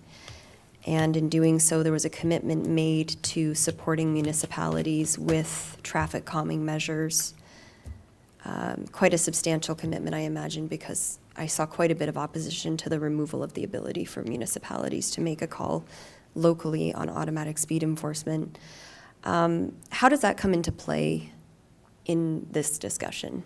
Are we expecting a review? Are we expecting to see funds directly from the province to support measures like this? Do we want to take a more comprehensive approach if that's the case? So, Monsieur Bourgon, Monsieur Godin, I haven't heard anything. There was a commitment from the provincial government, but we haven't heard anything yet pertaining to that.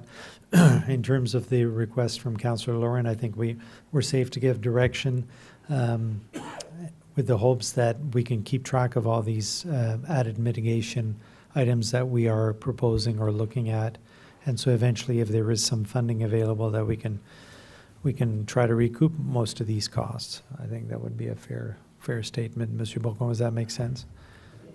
Yeah, it makes sense, and we already have a pedestrian safety plan in place that if tomorrow morning we have funds towards those initiatives, well, we already have We a can plan move of ahead. action for Okay, for excellent. some specific locations. Councillor Lauren? Yeah, two things. If maybe I can request council to direct staff to come back in the spring with a report for that specific location. That would be great. Okay. The second piece to that is my understanding, and I could be wrong, but I've spoken to a few different municipalities that had speed enforcement measures already in place. And my understanding of the legislation that came out, I think it's $200 million that for speed enforcements were only for municipalities that had existing speed monitoring devices, and not for municipalities that did not already have them. So I don't believe that we would be able to access any of that funding that was announced by the Premier. Okay, That's my understanding. Thank you, Councillor, and maybe that actually, let's add that to a follow-up item so that we can record that for public, whether we may be eligible or not. I think that's a fair comment. It could go either way. One could argue that we are already using some radar without the ticketing piece, and so maybe we can get through that, but we'll see. Just my point on this for speed bumps, I would also like, Monsieur Bourgon, and maybe you can clarify, in the plan itself, we have policies set out where we put speed bumps and where we don't? Yeah, that's correct. We have there's two things. We have a traffic calming policy, and with that, council did approve the location of several bumps or speed bumps throughout the municipality at specific locations. Okay, thank you. Councillor Lauren? And just to clarify, because I think there's two different terminologies. There's a speed bump and a speed hump. Is that correct? Yes, that's correct. We use the hump, like That's what I'm looking for, is the speed hump, not the speed bump. Yeah. No, I understood what Okay. Councillor Levin said. Just to Thank be you. Thank you. Okay, so are we okay with that direction to come back to council? Thank you. Thank you, Councillor. All right, moving to item 19, public consultations and hearings. We have none. Item 20, announcements. I've got a few. I'll try to go quickly. So first of all, I wanted to thank staff. We had, in the week of the 25th, we had meetings with various federal ministries and offices, and that was organized through staff to push on some of our grant applications and moving that further and talking about water, wastewater infrastructure and so on. So that went really well. November 27th, we had the Maison Interlude fundraising dinner. Councillor Deacon and Lalonde were there, and I think the final tally was just shy of 100,000, I think 91,000 that was raised throughout the year, and they do that every year, so that was very positive. November 28th, we did have an announcement at the new site of the Maison Interlude for $17.2 million. That was announced by MP Mingarelli. So we appreciate the support of the federal government on this important add-on into our municipality. November 29th, we had 2 plaque dedications at the Ball Diamonds in Russell, and that was attended by Councillors Deacon and Lauren. So that, and I'll say it properly, the Terrain Gordon Saunders Field and the Terrain Don Graham Field. And this was something that was initiated by Councillor Lauren through the Parks and Rec Committee. So it was very well attended and obviously very well recognized by the community. So I was happy to see that. November 29th and 30th, our Christmas parade. So a big thanks to Chief, to the fire services, the bylaw services, and the infrastructure team on that. There was a lot of work that was done into organizing these, and I can tell you that the residents that we met along the way at both parades were extremely ecstatic, and it's a highlight for the month of December. Maybe not as much as Christmas opening for the kids, but it's up there as one of the important dates coming up to Christmas for the kids anyways and the families. December 2nd, I had a tour of Sapling Child and Family Therapy Clinic with Councillor Lalonde. Thank you for organizing this, Councillor Lalonde. It's a beautiful space offering important support services for our community. And I'd like to congratulate the owner, Jessica, for getting that started. Nice addition to the township. Friday, December 5th, attended regional engagement sessions to discuss what we talked about today in terms of the province's proposal for regional watershed-based consolidation of Ontario's conservation authorities, and that was well attended as well. December 5th, we also had the staff Christmas party, and a great job by the rec department who ran it this year, I believe, right? So congratulations, always nice to do that. Saturday, December 6th, participated in the vigil in Castleman, marking the 36th year anniversary of the École Polytechnique massacre, in memory of the 14 women that lost their lives, as well as all the women and children in Prescott-Russell that have also lost their lives or have been impacted by gender or partner violence. Memory matters, and so does speaking out and speaking up against it. So I think it's an important date to remember, and I'm glad that council supported the white ribbon, white ribbon process. Saturday also had an opportunity to attend the Marionville Community Christmas Dinner. This is my second year attending that. Such a great event, bringing together the Marionville community. A big thanks to Yvette and François Marion, as well as all the organizers that were involved in putting that together. Always a nice event. And I know I'm forgetting other things, but I'll leave it at that. Any other announcements, members of council? Councillor Deakin. There's festive music coming up this weekend, so I wanted to acknowledge musicians in our community that will be sharing their talents. The Russell Ringers will be performing at United Church in Russell on Saturday. Il y a un concert de Noël à la paroisse Saint-Jacques dimanche. Christmas with the Gallaghers, put on by the Russell District Horticultural Society at Russell Arena on December 17th. And the Russell Community Band will be performing at STA High School on December 18th. I'd also like to add my thanks to the mayor for his comments about the December 6th vigils and for representing our community at one of the vigils in the region.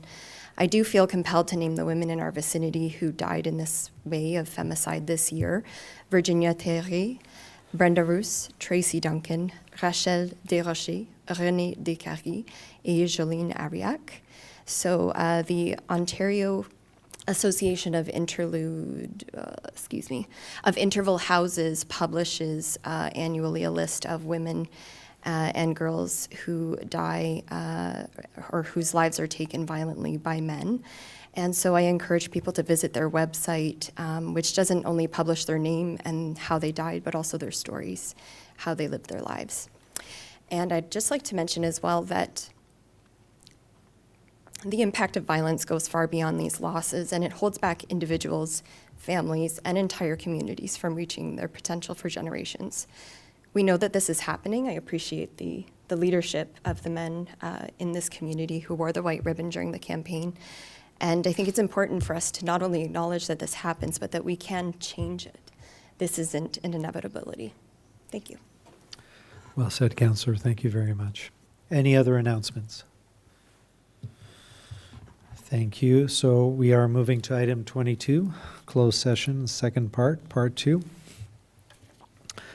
So pursuant to section 239(2)(3) and 3(1) of the Municipal Act 2001, Chapter 25, motion to move into closed session at the hour of 10:15 to address matters pertaining to section 239 of the Municipal Act 2001, SO 2001, Chapter 25, to consider items relating to proposed purchase of land in Embrun, report CS 2025-16, S2, a proposed pending acquisition or disposition of land by the municipality or local board, S2K, a position, plan procedure criteria instruction to be applied in negotiations carried on or to be carried on or on behalf of the municipality or local board, 3, update on current litigation, Russell Lagoon Report CS 2025-17, so S2E, litigation or potential litigation including matters before administrative tribunals affecting the municipality or local board, and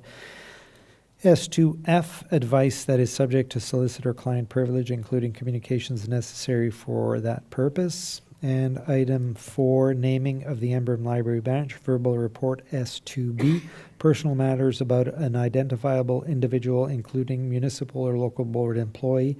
And item 5, closed session minutes of the regular council meeting dated November 10th, 2025.